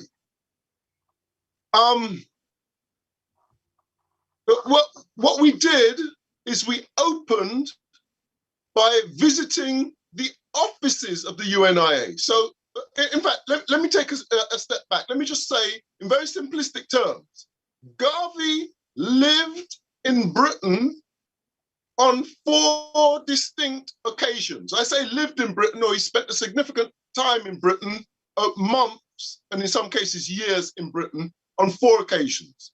The first occasion, he was here from 1912 until 1914. During that period, that's when he did lots of odd jobs. That's when he worked on the African and Oriental Times in Fleet Street as well. He studied at Birkbeck College. This was even before Birkbeck became part of London University. So in the decade afterwards, Birkbeck would become one of the 4 colleges of London University, along with places like Imperial College, along with places like Goldsmiths College, etc., etc. They formed, University College was another one, and London School of Economics, etc. They all formed what was in those days called London University. Things have changed a little bit now, and each of the colleges have taken on their own identities. But Garvey was at Birkbeck, and he studied philosophy and law at Birkbeck. He left this country in 1914, went back to Jamaica. Remember, 1914 was a time when the World War was starting. So he got back to Jamaica just before the World War started.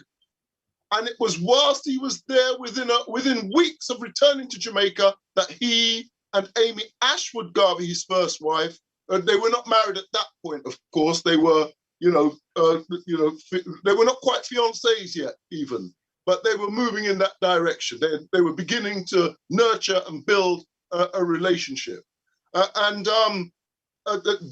formed the UNIA, the Universal Negro Improvement Association, which was to go on later to become the biggest international African organization of the 20th century. This is the distinction of Garvey, above all else.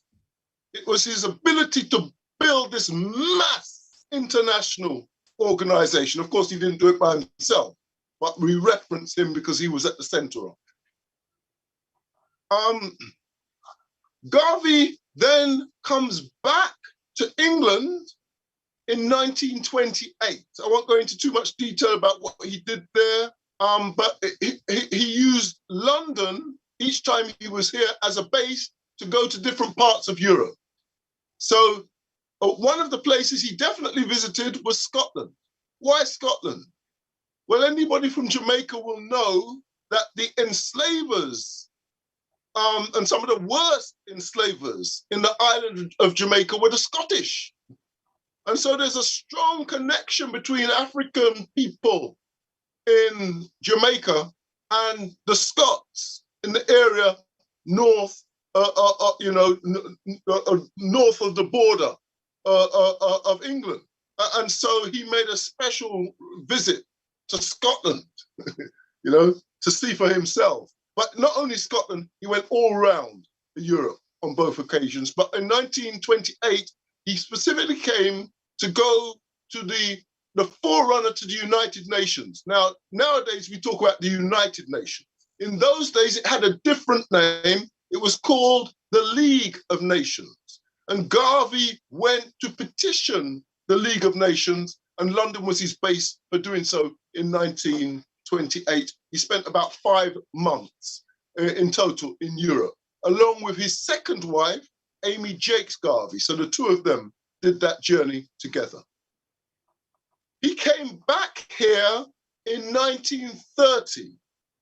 And in 1930, Garvey is campaigning in the general election. So there was a general election going on in Britain in 1930. And Garvey came and he campaigned not for the Labour Party, but for friends of his in the Labour Party. So Garvey would go to Hyde Park and he'd make speeches. And those speeches would be fiery speeches in support of his friends in the Labour Party. And so one of the things that happened is in Jamaica, rumors started to emerge that Marcus Garvey was going to become a Labour MP. Yeah. So they said that Marcus Garvey is going to be a member of Parliament here in Britain. He would have been the first African member of Parliament, I think. I don't know of any before him, but there was an Asian member of Parliament in the 1920s who was quite closely associated with the UNIA as well, a friend, if you like, of the UNIA, but part of the Asian network, political network. So moving on, Garvey then comes back in 1935, and he stays in England from 1935 until 1940. He actually crosses to meet the ancestors in 1940, the 10th of June, 1940 at 5:30 p.m. And he crossed to meet the ancestors at the third of the houses that we visited yesterday.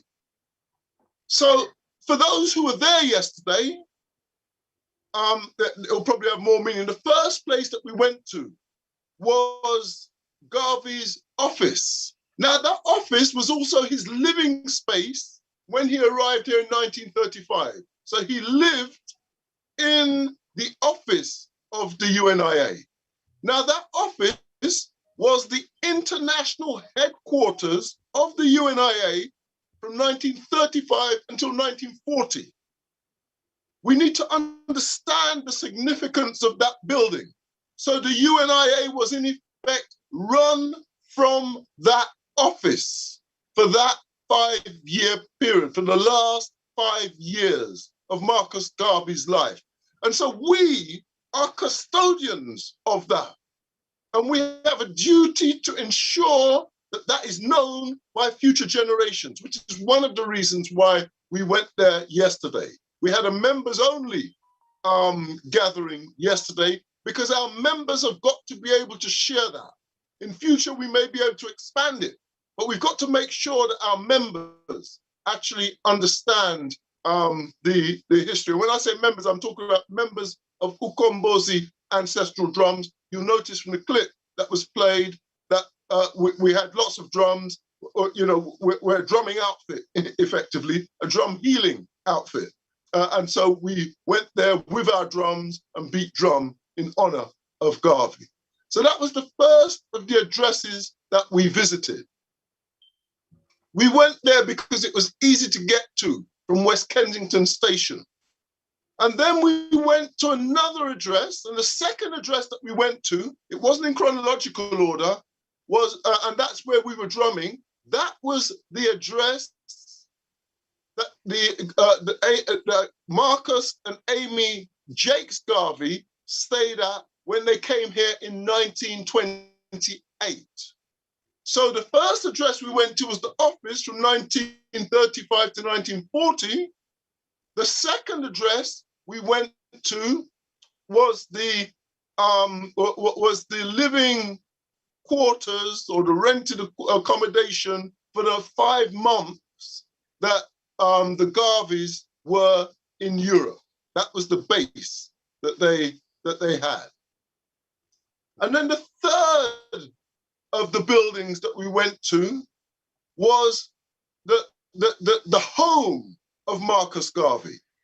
And what happened was he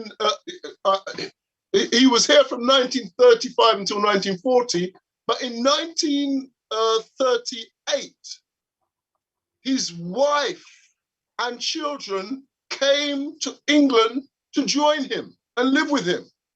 So he could not accommodate his family in the office. So he rented a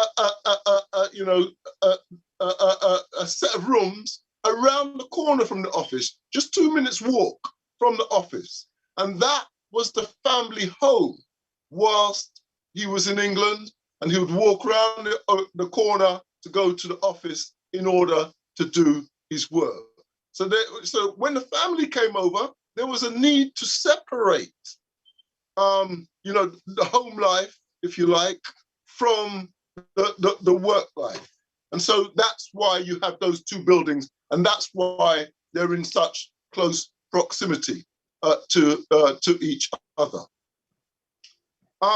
His wife actually left and went back to Jamaica with the children. Now the youngest, they had 2 sons. There's Marcus Jr., who crossed to meet the ancestors about 3 or 4 months ago. And there's the younger brother was Julius Garvey, who I'm glad to say is still alive and to the best of my knowledge well at this time. The youngest son, that's Julius, was badly affected by the English weather. And Amy Jakes Garvey was warned that if she didn't take him back to Jamaica or didn't take him to a warm climate, that it could have permanently detrimental impact on his health. And so she took their sons back to Jamaica. But he kept the two facilities after that. So he had a home and an office as 2 distinct places. Now, that third building that we went to was the building where he crossed to meet the ancestors. So that was on the main road. It's called Talgarth Road, number 53 Talgarth Road.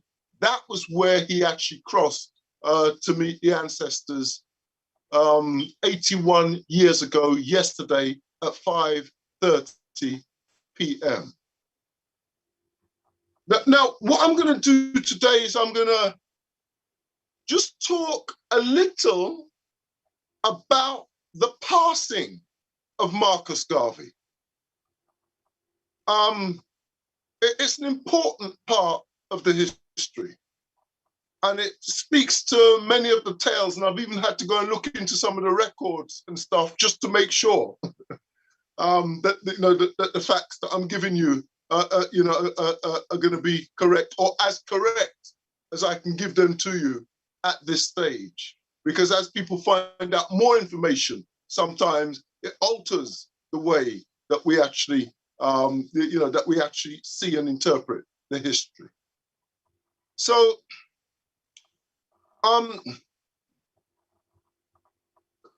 The World War, that's World War II, breaks out in September, the first week of September, I think it's September the 1st, 1939.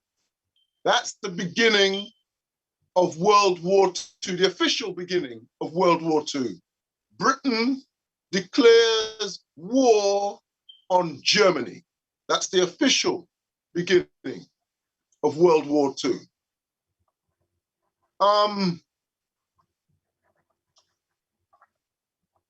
Within effectively 3 months of that, so September, October, November, December, 4 months, that's the first week of January, Garvey gets a stroke. Now, Garvey's health appears to have been deteriorating. And one of the reasons we can say this is because his first wife, Amy Ashwood Garvey, actually writes and says that, she saw Garvey speaking at Hyde Park, because Garvey used to speak at Hyde Park on a regular basis. And she saw him as, in effect, a shadow of himself. So he was not able to garner the force and deliver his presentations with the rigor and fire that she knew him previously to be capable of. And she was so impacted by this that it brought tears to her eyes. So she actually cried. And they had an up-down relationship where it was love-hate, literally, relationship between the two of them. But when she saw him in that decapacitated state, she broke down and cried. And when she later wrote about it, she explained that the man that she knew was no more. And she saw through that presentation that the end was not far away for Garvey. He had deteriorated very significantly. Now, it appears that the weather had a detrimental effect on Garvey. He had bronchial problems. He may have had heart problems. It appears that he had heart problems. But what happens on the first week of January 1940 is he has a stroke. And the stroke incapacitates Garvey so that one side of his body he has no control of. He's not able to walk anymore, but he, for a while he's just out of it. But he does improve. He's nursed by a number of people, but at the heart of his nursing team is his secretary. Her name is Daisy White. Daisy White is from Kingston. Now, for some reason, and I'm going to have to go and check this information. I didn't have the chance to check it today. I thought Daisy White, I remember being described as an English woman. But Daisy White comes from Kingston. That's not necessarily a contradiction with the way that colonialism works. But I do have to check that information. Because if she is a European, she may or may not be, but if she is a European, one of the things that surprised me is to see that she was a delegate at least two UNIA conventions. She was there as a delegate, and that would suggest that she was probably an African. But I'm going to have to go and look at some of the details because I didn't have the chance to double check on it today. But I will find that out, and I will relay that information more clearly when I do. But Daisy White is at the heart of his care team. They work very hard. Garvey ignores all of the instructions of the doctors. Garvey's concerned with saving Africa. That's what he's concerned with. And that comes way above his own health. The doctors say to him, you must rest. If you want to recover, you must rest. If you don't rest, you know, it could be mortal. You could be killed if you don't rest. This is the advice that the doctors are giving to him. But he's so determined in his quest to liberate Africa that he will not rest, nor will he let anyone around him rest. And this is a sick man now, yeah? So it gives a sense of how determined he was in his quest to have Africa as a liberated nation. He improves with the nursing. But then on the 18th of May, the Chicago Defender newspaper in Chicago at the time, I don't know if it still exists now, but the newspaper was called the Chicago Defender, issues a report.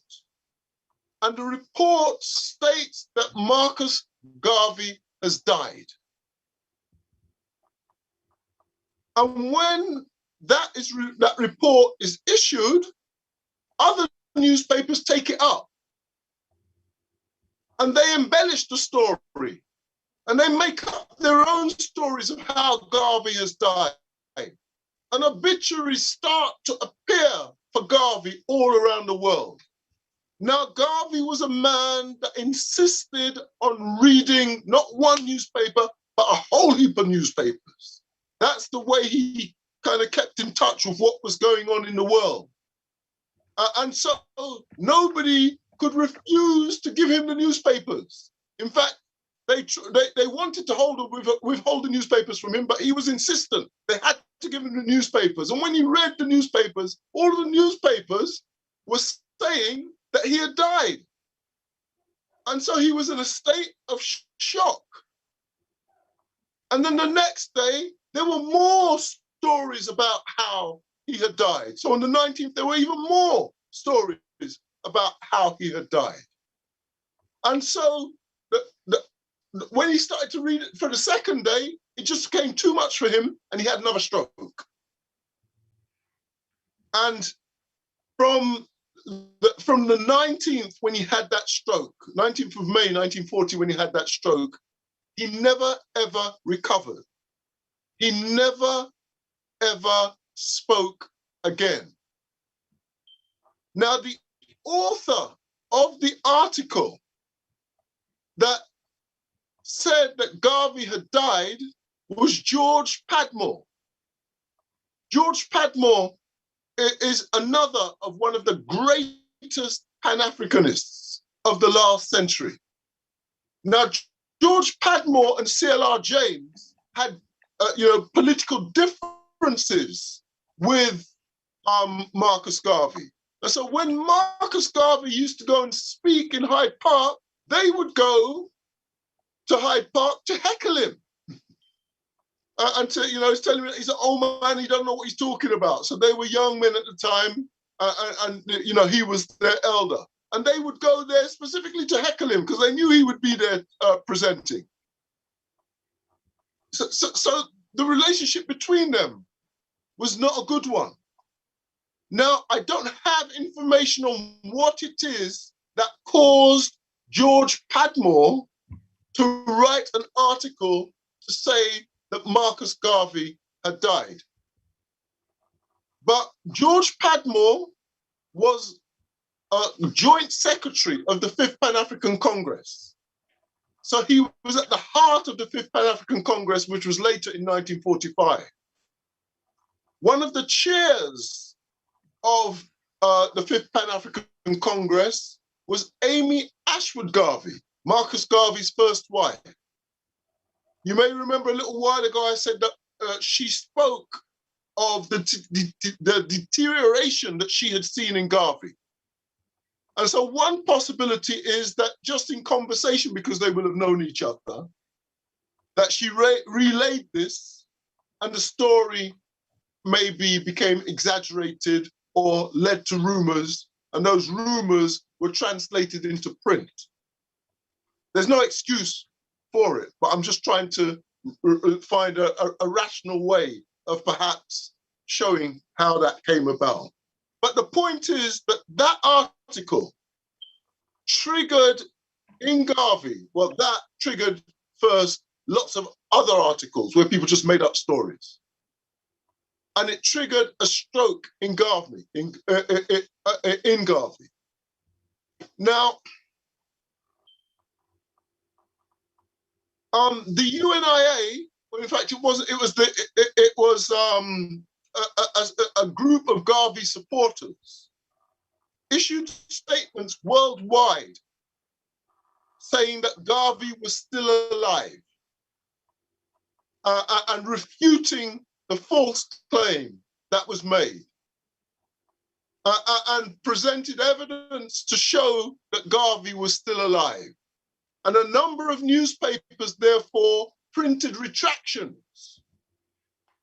Garvey, of course, was still alive. He was incapacitated, but he was still alive. And what Daisy White would do is, even in Garvey's state, she would kind of put him into a car, wrap him in blankets, and the two of them would be driven around London so that people could see that Garvey was actually alive.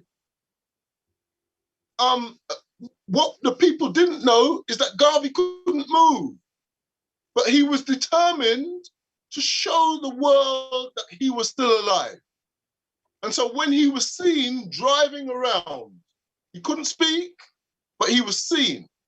And when he was seen driving around, this was proof that he was still alive.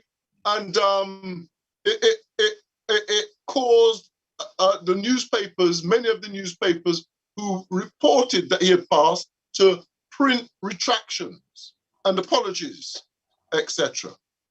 Now, from the 18th of May until the 10th of June is actually not a long time. We're talking about, what, a 3-week period, effectively. So, Garvey didn't have long left, even though, he was determined enough to go out in his completely debilitated state to prove that he was still alive. Now, on the 9th of June, Daisy White, his secretary, sends a telegram to Amy Jakes Garvey, his second wife, saying that Garvey is deteriorating fast. Expect the worst. And then the next day, sorry, not the next day, the day after, the 11th, she sends a telegram, a one-line telegram to Garvey's wife, saying that Mr. Garvey died yesterday at 5:30 p.m.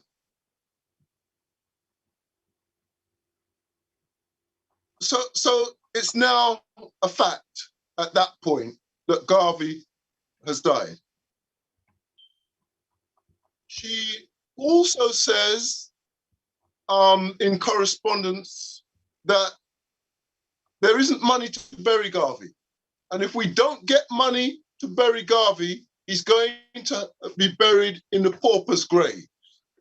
And so this message goes to the UNIA.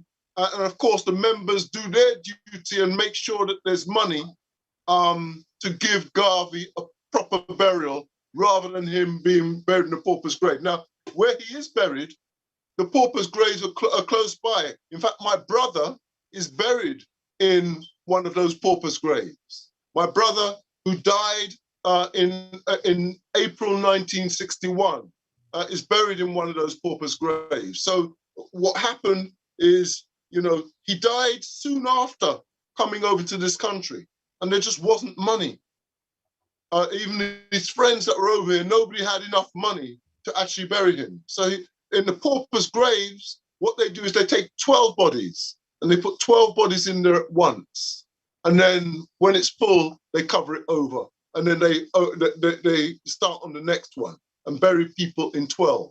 So Garvey was spared that indignity, if you like, because the membership of the UNIA made sure that there was sufficient funds for him to be buried in a way perhaps more commensurate with you know, his achievements in life. His dying wish was that his body should be returned to Jamaica, the land of his birth. So he told Daisy White that he wants to be buried in Jamaica. He said he does not want to be buried in a land of strangers. They make their best efforts to get his body back to Jamaica, but there's no possibility that that can happen. And the reason for that is there's a world war. And so you can't just, you know, jump on a ship and say you're going from one country to another, because they've got submarines that will take ships down. And they've got warships that will take other ships down.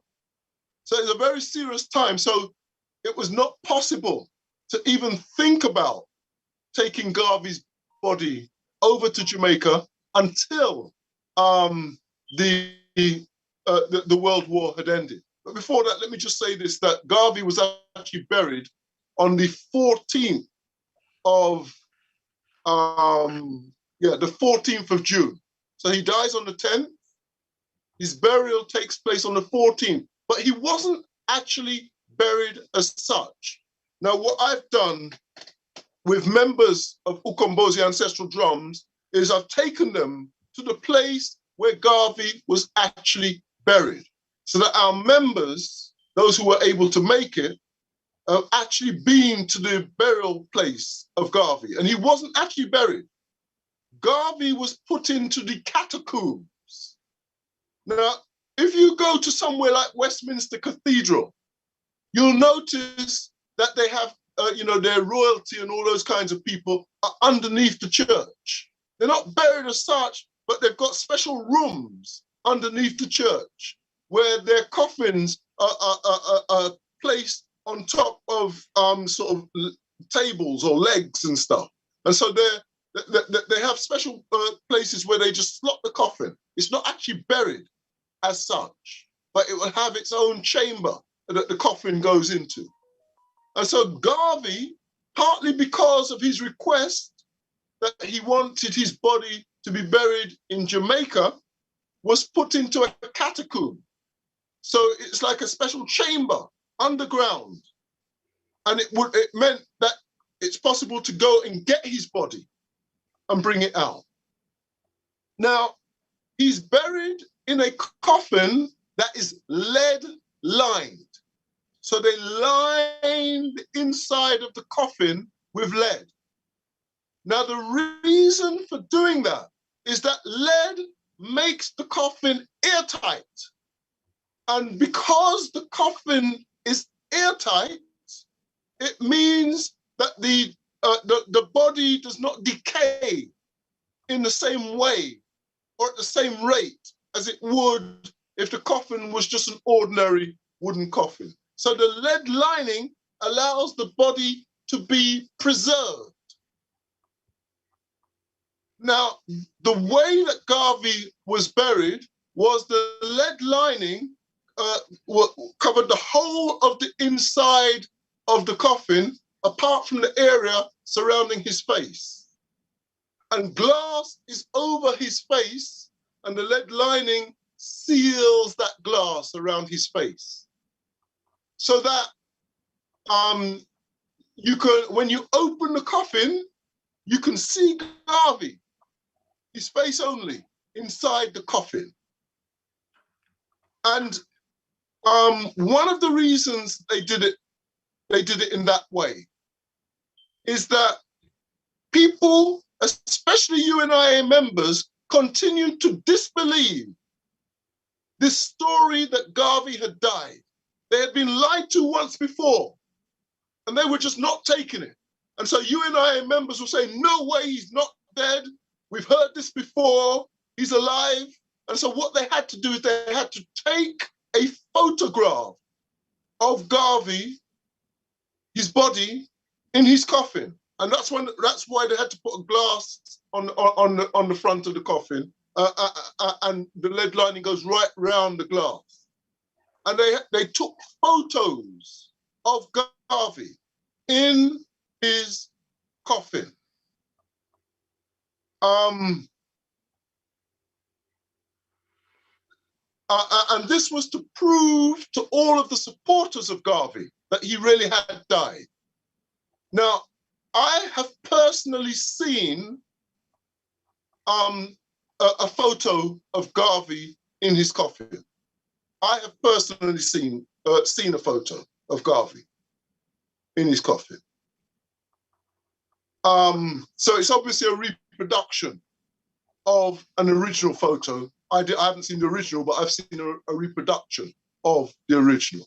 I should also say that I have seen a copy of the article written by George Padmore, which triggered all the full stories, so that I know that that is, it's a true story that he wrote that, and he wrote it for the Chicago Defender. I know it's true that Garvey passed when they said he passed, because I've seen a copy of the photo of Garvey in his coffin, certainly a facial shot of Garvey in his coffin. And this photograph had to be shown to UNIA members for them to come to terms with the truth, come to terms with the reality, and then to go into a mode of preparing for the fact that their leader of the last 20 odd years had actually crossed to meet the ancestors. Now, Garvey's body lays in the cemetery in Kensal Green from the 14th of June 1940 until, and I checked this information, until the 6th of October 1964. On the 14th of June 1940 until 06 October 1964. So he spends 24 years in that catacomb before his body is taken out with a view to taking it to Jamaica. Now, why does it take so long for his body to go back, to engage that process of taking his body back to Jamaica? Firstly, the World War goes on until 1945. So it's just not possible to take his body overseas at that point. The risk is too great. Now, Jamaica did not become independent until 1962, June of 1962. And the English governors did not want Garvey to be buried in Jamaica because they were terrified that if you bury Garvey in Jamaica, the Africans in Jamaica will rise up. So they were scared of what they called riots, what we would call an uprising for the liberation of African people in the island of Jamaica. And so they blocked it. So it wasn't until 1962 that serious discussions could be had about the return of Garvey's remains to the island of Jamaica. Now, another conflict also happens at this point to delay the transfer of Garvey's body. And it's the conflict between his first wife and his second wife. His first wife, Amy Ashwood Garvey, who formed the UNIA with him way back in 1914, they had a bitter and acrimonious parting of ways. But his first wife, they were married incidentally in a Catholic church in New York on Christmas Day, 1919. The thing about the Catholic churches at that point in history, they did not recognize divorce. The only thing you could get from a Catholic church at that time was something called an annulment, which means that your marriage never existed in the first place, so you're free to go. But the Catholic Church would not countenance divorce. And so Amy Ashwood Garvey continued to say that she was married to Marcus Garvey, despite the fact that he had divorce papers. He had received divorce papers whilst in US State. But as a Catholic, she could argue that that was not valid. And so it was convenient for the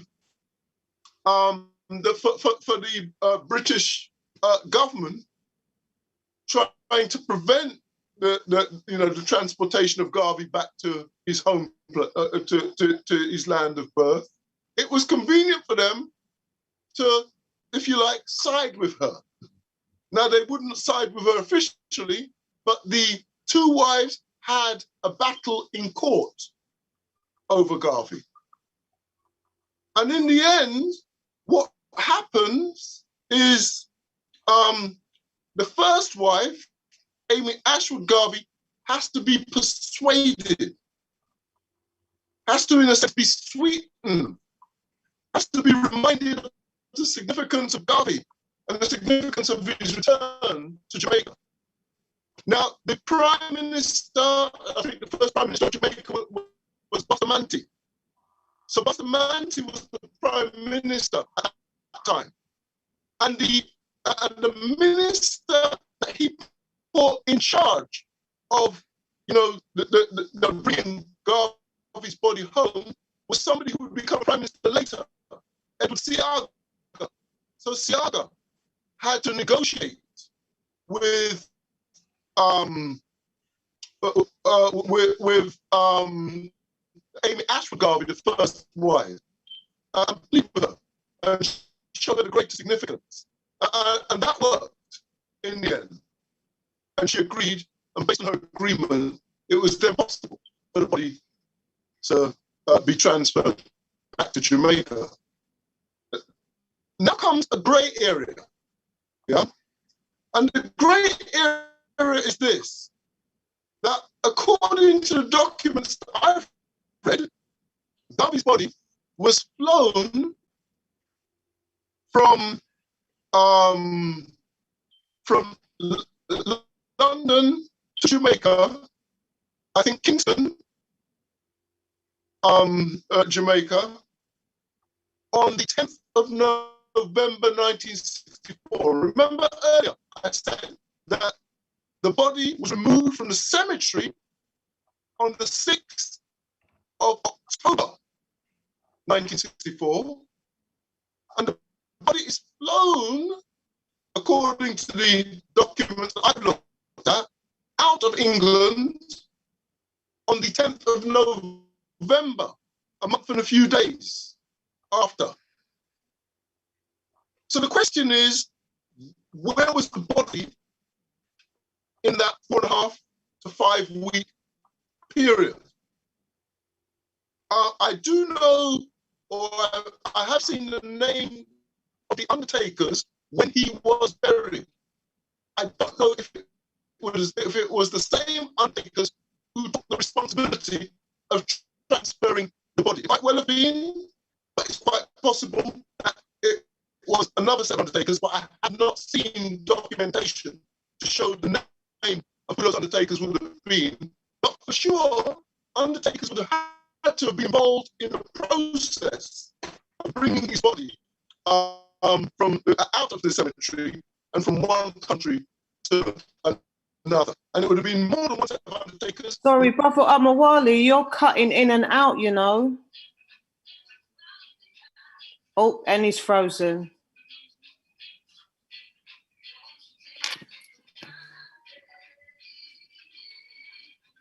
He did say that he was having difficulty, didn't he? Yeah. But it's not literally, it's not that audible. Mm. Brother Omowale? There. Uh, Would you like to say, Sister Patricia, of your experience yesterday? Yeah, well, as I've said, it's a good experience for me. You know, visiting these three properties. Yeah, you know, that area. I mean, I don't know what the economic reality was for people at that time, but I would imagine. Well, I don't know. You know, I would just with the properties in West Kensington as they are today are very expensive. So I don't know in terms of people living in those properties at that time, what would it have cost? Would it have been as expensive as it is now? I don't think so. But you know, oh my gosh, that's one of the things that I thought about.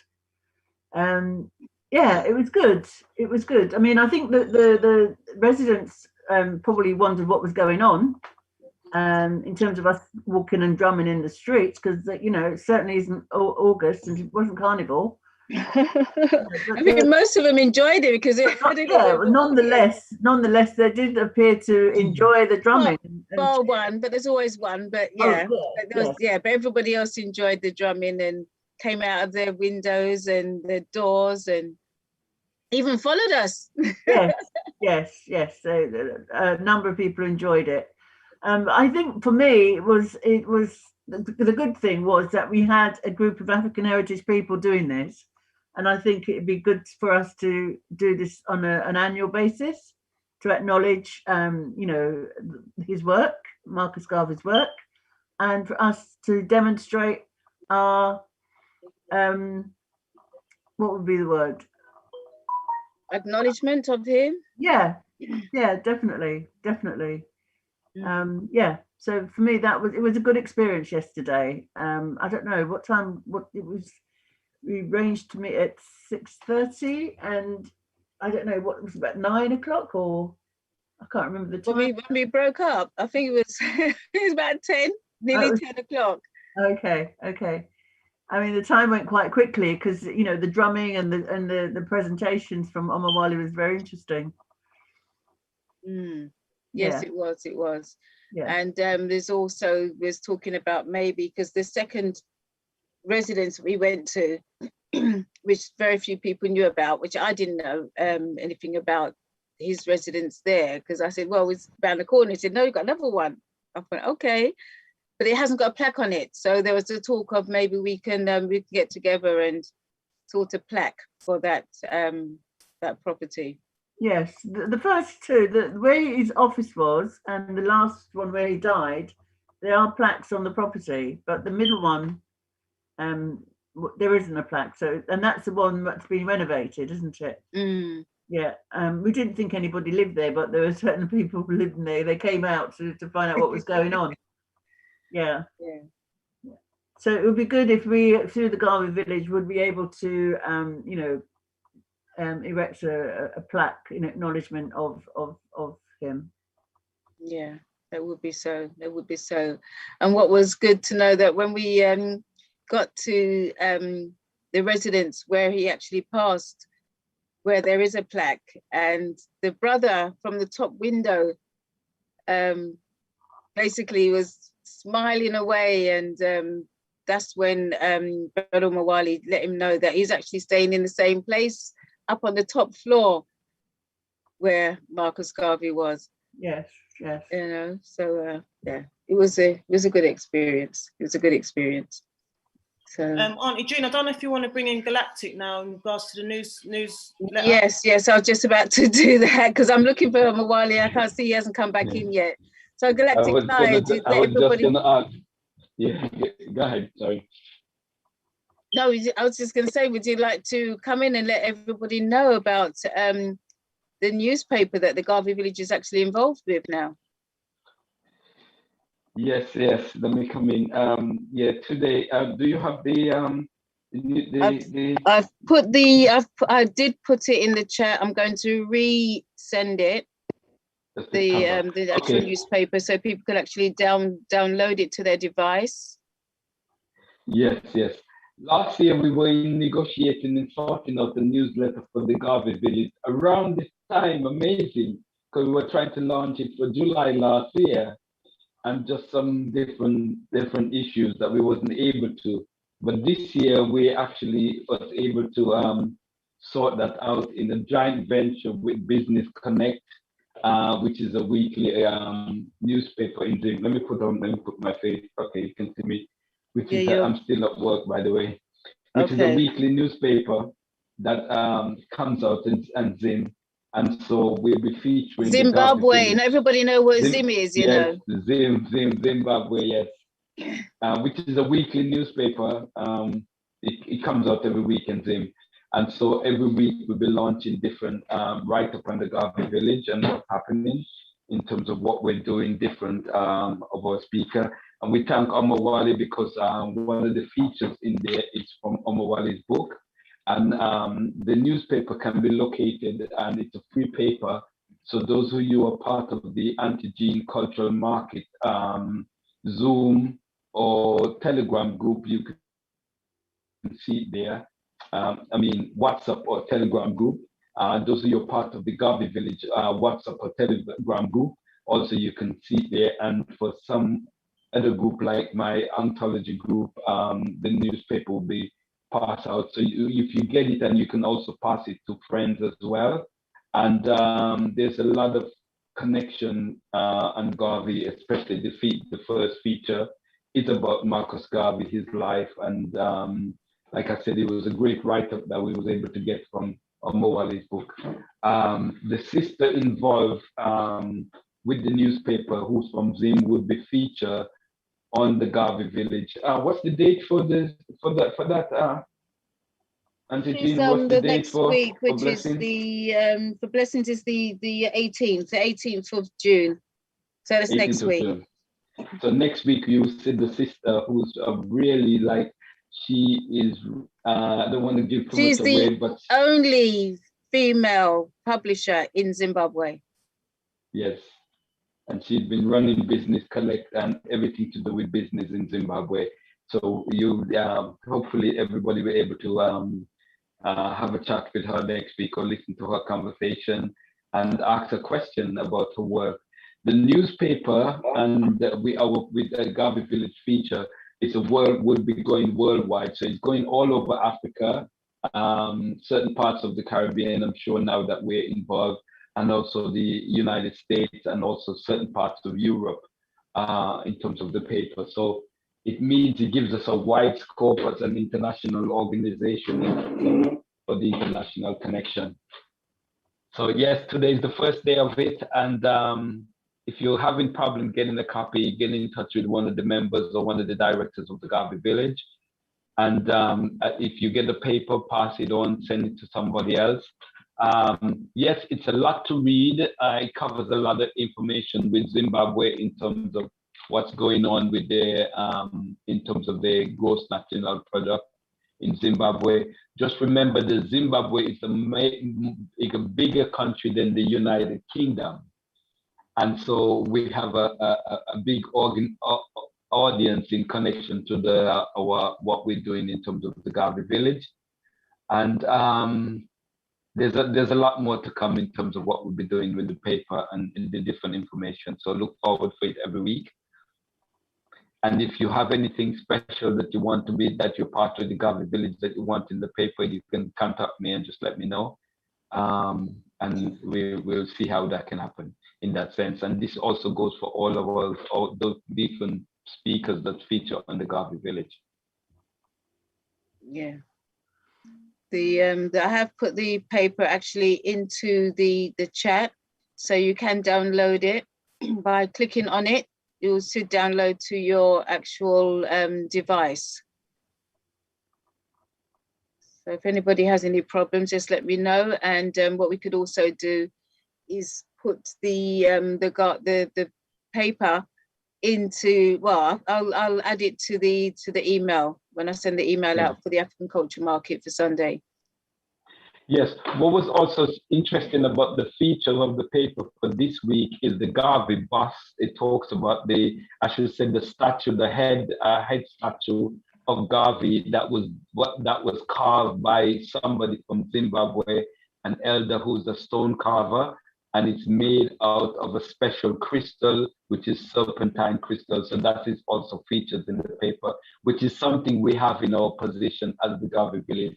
I don't know if you have it close at hand, Auntie Jean. You always put me on the spot. Yeah, so we have that, and so we mean business when you come onto the Garvey.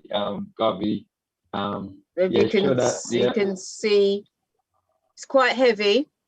Turn it on the side as well, Auntie solid stone. It's okay. If I pin myself or something like that, then as well, yes, it could. I don't know if you can see. You can see. Yes. It's a statue of Garvey. Turn it around slowly. Yeah.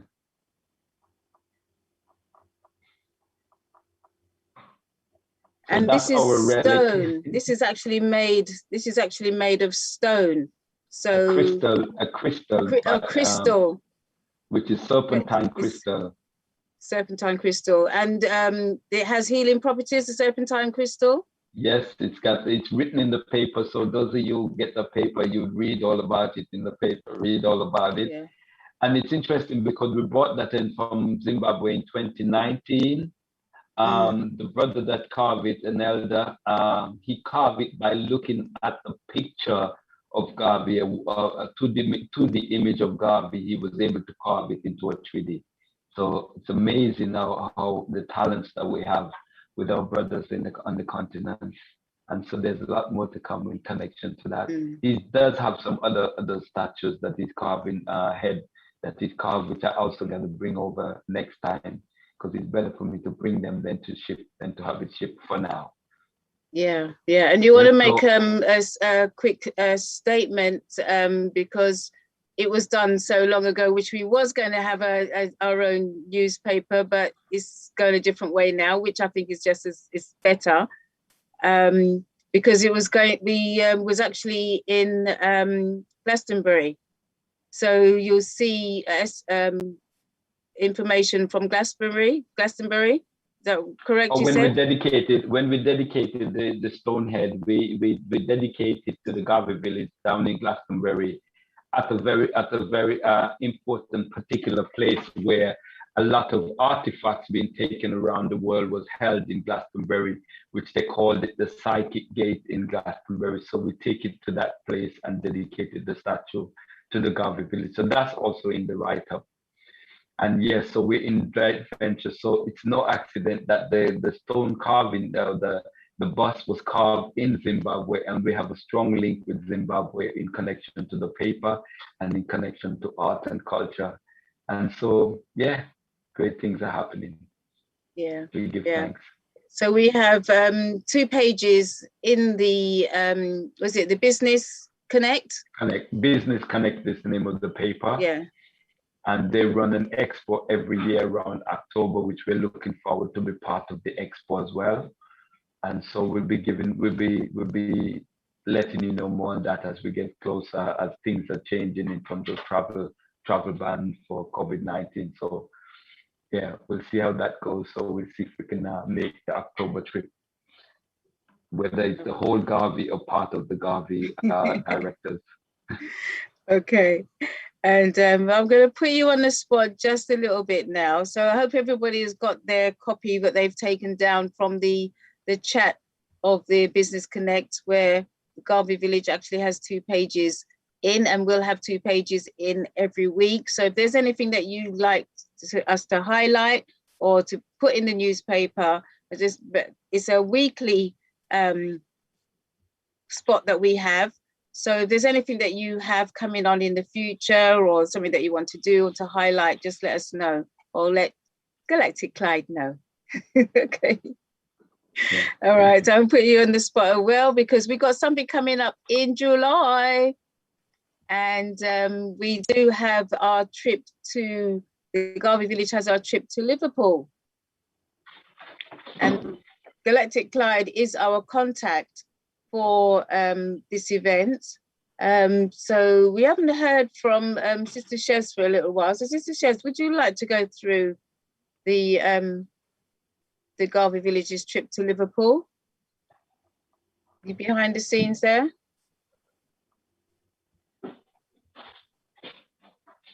Yeah, let me say while I'm waiting for Sister Shez, if anybody is trying to get in touch with me and for whatever reason you're having a problem, just let us know, or there's some kind of mix up so that we can iron things out, because you know time is moving fast and we need to get everybody who's coming on board and booked and all of that. So any issues, any hiccup, just let us know so we can iron it out. Yes. Yeah. So the trip is actually going to. Sorry. Yeah, sorry, Auntie. Go ahead. I'll put my contact details. In the chat in a minute. Okay. The actual trip to Liverpool, we leave on Wednesday, the 14th of July, and we return on Sunday, the 18th of July. And on the 15th, we are taking a trip to the the Slavery Museum, what they have down in Liverpool. And also, I think there's a trip to, because there's 3 other places that we're going to. I think Jess has got more information on that. Oh, Sister Aniana, are you there? Sister Aniana?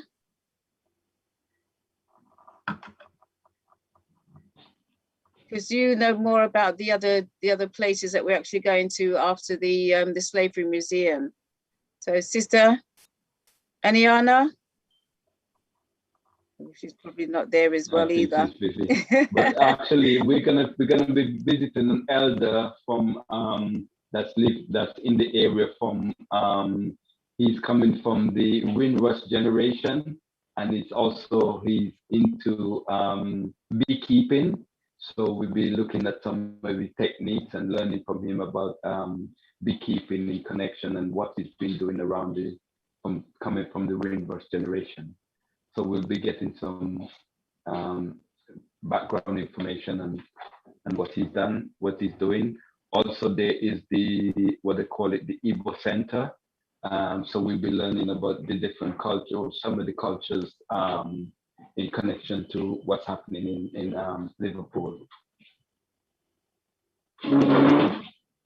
That's good. And also we'll be going to the Lake District. So we're going to the Lake Districts on the Saturday. So those who haven't been, it will be my first time. We're taking a trip to the Lake District and seeing all the, being one with nature. And as I said, we'll have Galactic Clyde with us, so he'll be able to tell us all the shrubs and the herbs, what's good for you, what's not good for you, what we need in our life and our systems, and what we shouldn't be putting in our system. So, and we also, the Chief Angus, who runs the center where we're going to be having our base, our main base, is actually one of the organizers who actually started the Slavery Museum. So, you know, we're not only going to be walking with and be able to ask questions to one of the people who actually started or had the influence of the Slavery Museum, but also we'll also be able to have a backstage pass, so to speak. So that will be as an exclusive for those who come on the trip with us between the 14th and the 18th of July. Early birds is there's a very limited few early birds, which I think we have 6 more space, Auntie Jean, when I say that. About 6 more space available. You sure it's 6? You sure it's 6? Okay, if you say so. The space are filling up fast.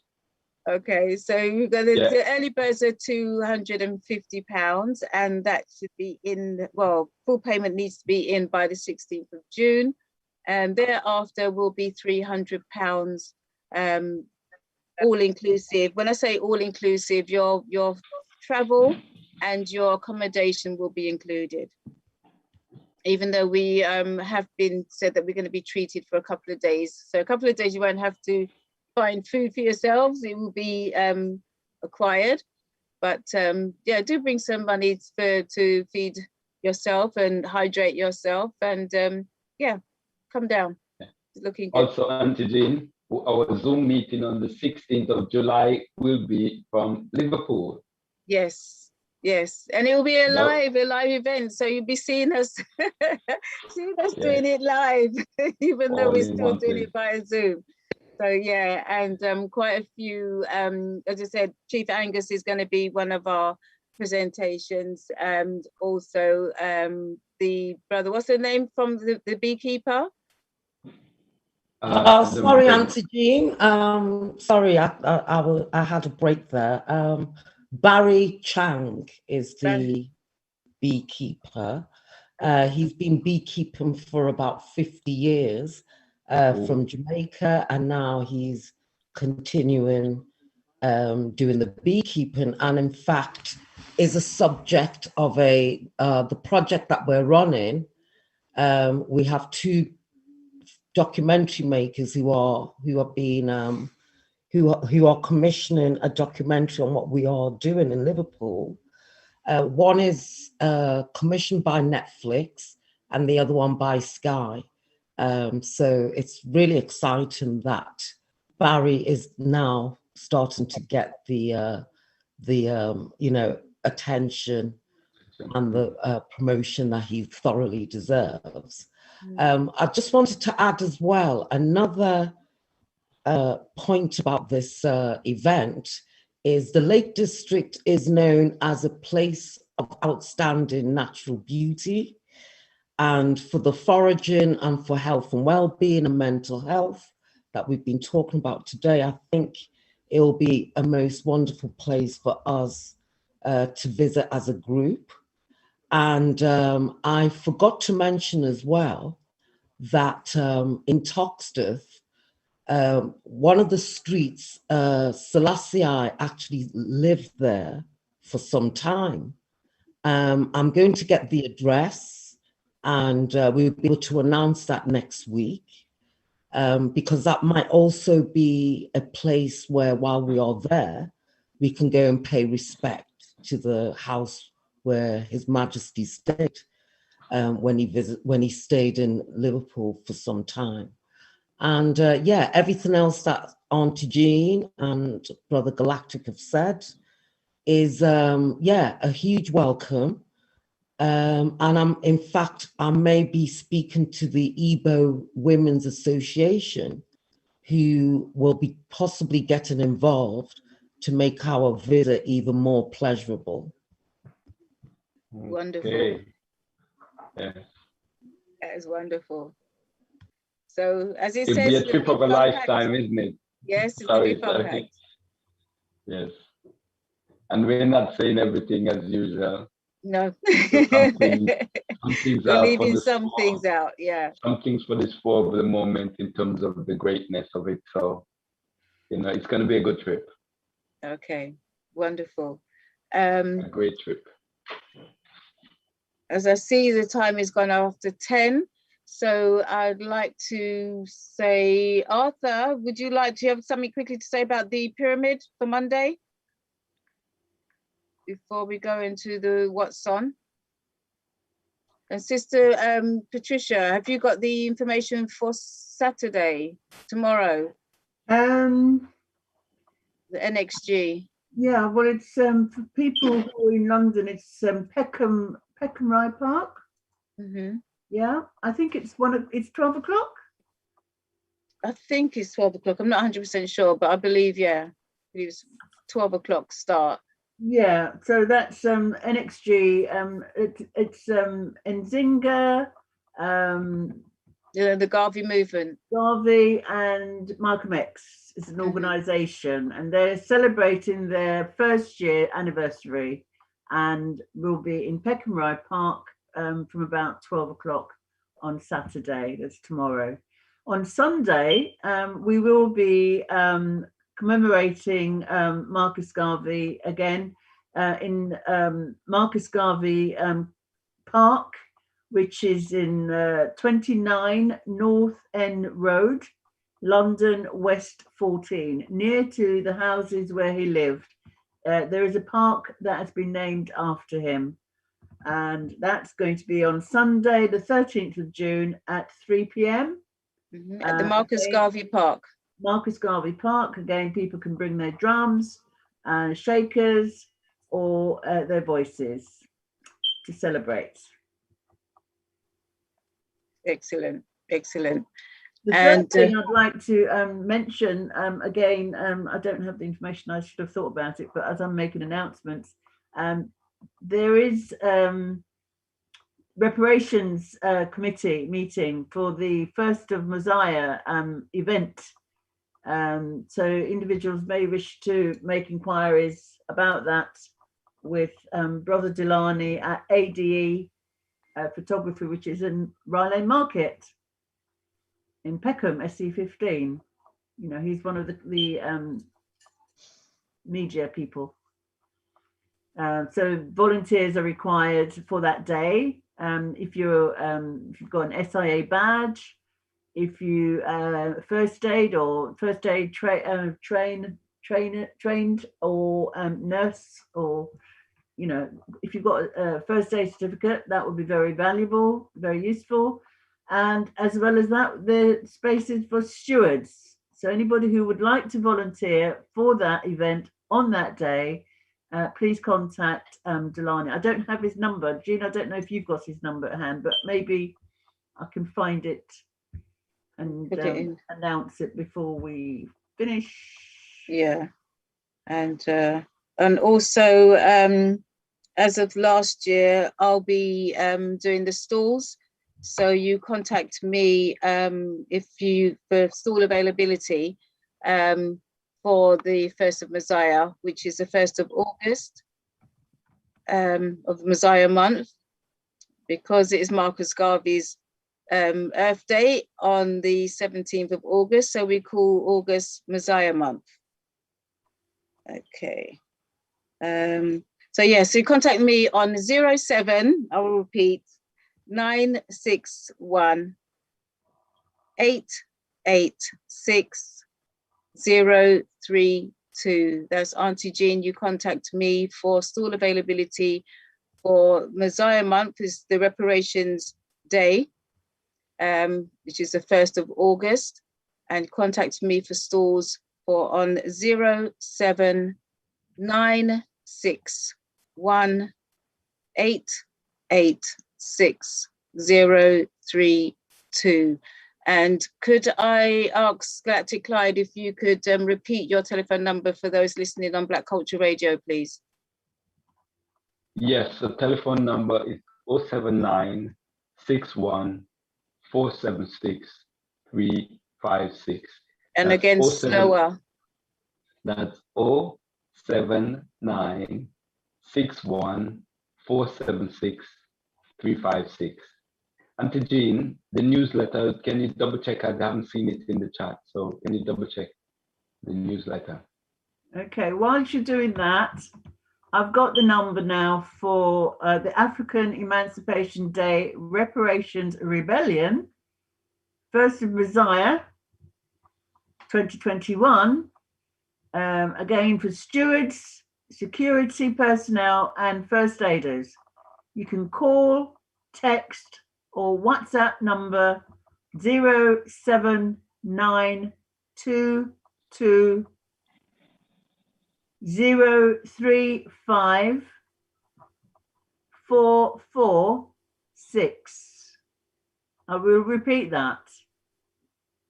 Call, text, or WhatsApp this number for the African Emancipation Day Reparations Rebellion, 1st of Masiah, 2021, 07922 035 446. Thank you. Okay, you can't see it. I've uploaded it. It's on this side, but I can't see it on in the chat. You're talking about the newspaper? Oh, I see what's happened. No, it hasn't gone to everyone. My thought. Somebody private messaged me, and I've just been sending that out to the person. Okay. I've done that before, Auntie Jean, I understand. Oh no, has it gone out yet? Yeah, see it there.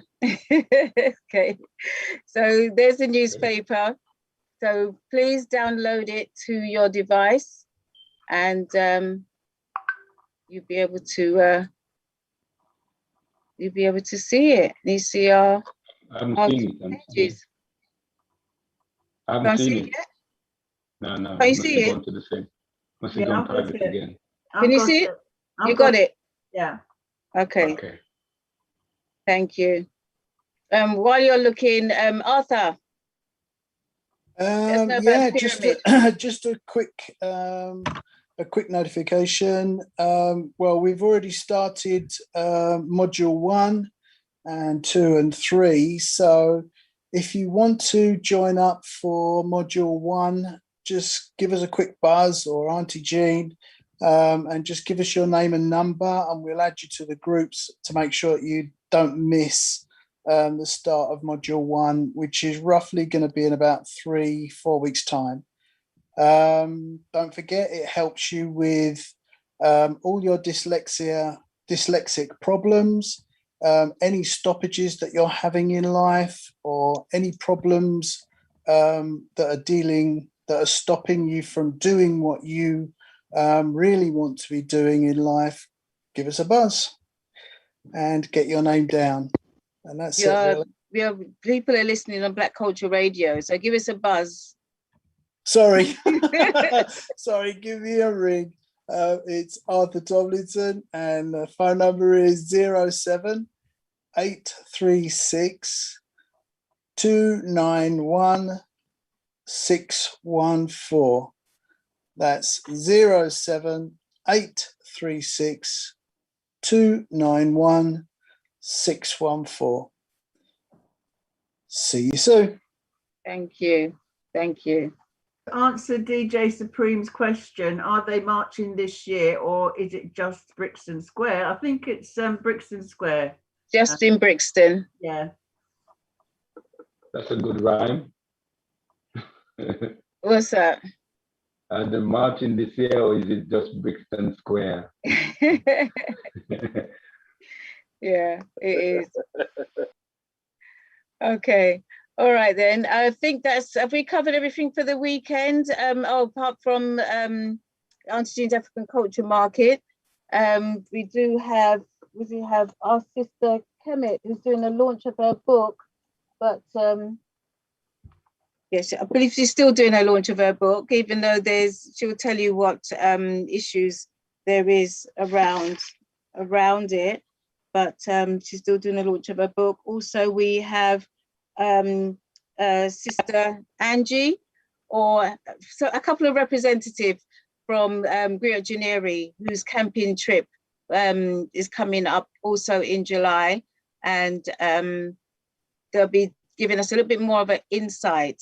So come and join us on Sunday, and as I said, the main presentation of the evening is Queen Nzinga, and she's the sister who wrote the book Women in the Garvey movement, and she's going to be speaking on warrior women from Sierra Leone and Jamaica, and who was part of the Garvey movement. So join us on Sunday between 7 o'clock and 11 for Auntie Jean's African Culture Market, where we'll be also going out live on Black Culture Radio as well. And I'd like to say big thank you to our sister Sabrina, who started off our presentation. Started off with a presentation, a brilliant presentation of the work that she's actually doing. and how far they've gotten for even just with 1 year, and how much children they're actually helping. Also a big thank you to Omowale, who technical problems got knocked off before he could actually finish his presentation. But I really do hope that most people got the gist of what he was saying. He was talking about the anniversary of the passing of our Right Honourable Marcus Masiah Garvey, which was yesterday, the 10th of June. It was at 1940, his actual date of passing. Is there anybody else who'd like to say anything quickly before I say a final good night? Invite Sabrina again. Definitely. Sabrina. Yeah. Definitely. That was a good thing. I was impressed about the after school club. Sorry, the parents' evening. She goes to parents. That was something that impressed me. Yeah. Yes. That impressed. Yeah. Very much so. It should be also encouraging us, even if you're not parents, to go to schools and see if you can become a parent governor or be a part of the makeup of the school, of their rules and their regulations. Yeah, definitely. You don't have to be a parent to be a school governor. No, you don't. There are other ways to become a governor. If, for instance, if people are involved in local politics or trade unions, you know, or you could be co-opted. Okay. All right. If that is it, last words, Clyde, are you okay? You know, it's sorry. Important for people to know that when he was born, or I think his mother had a premonition, or his mother had a premonition that they wanted to call him Moses because she realized his life work, and they settled for Masiah as opposed to Moses because they realized he was going to be a Moses. So that's part of the story as well. I'm sure Omowale would want to put that in, but he's got some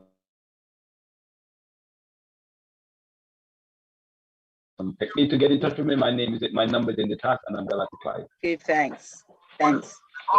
Oh God, there's Omowale just coming in now. I'll give the last words to Omowale. Contact us on 079-22-035-446. Again, you can contact us on 079-22-035-446. You can call, text, or WhatsApp, and we will get in touch with you ASAP. Also, you can email us at info@reparationmarch.org. Whose radio? Is that you, Jean, or me? That's you. I just knew it. I thought it was Clyde. It's you. Okay. Omowale is joining us now. So who's she advertising? Who's you advertising? Okay. Omowale, are we still joining us? Okay. This is BCR. Well, I'd like to say everybody who's listening, thank you for listening to us on the Black Cultural Radio, which you was listening to Auntie Jean's Zone, which is all the W's blackcultureradio.com. Omowale, I'm still looking for you. Has he dropped back out again? He's came in, but I think he's dropped back out again. Oh, Omowale, you're there. You've come just in time to say a few last words. Can you hear me? You got no camera on. Okay, audio is just connecting now. Just in time to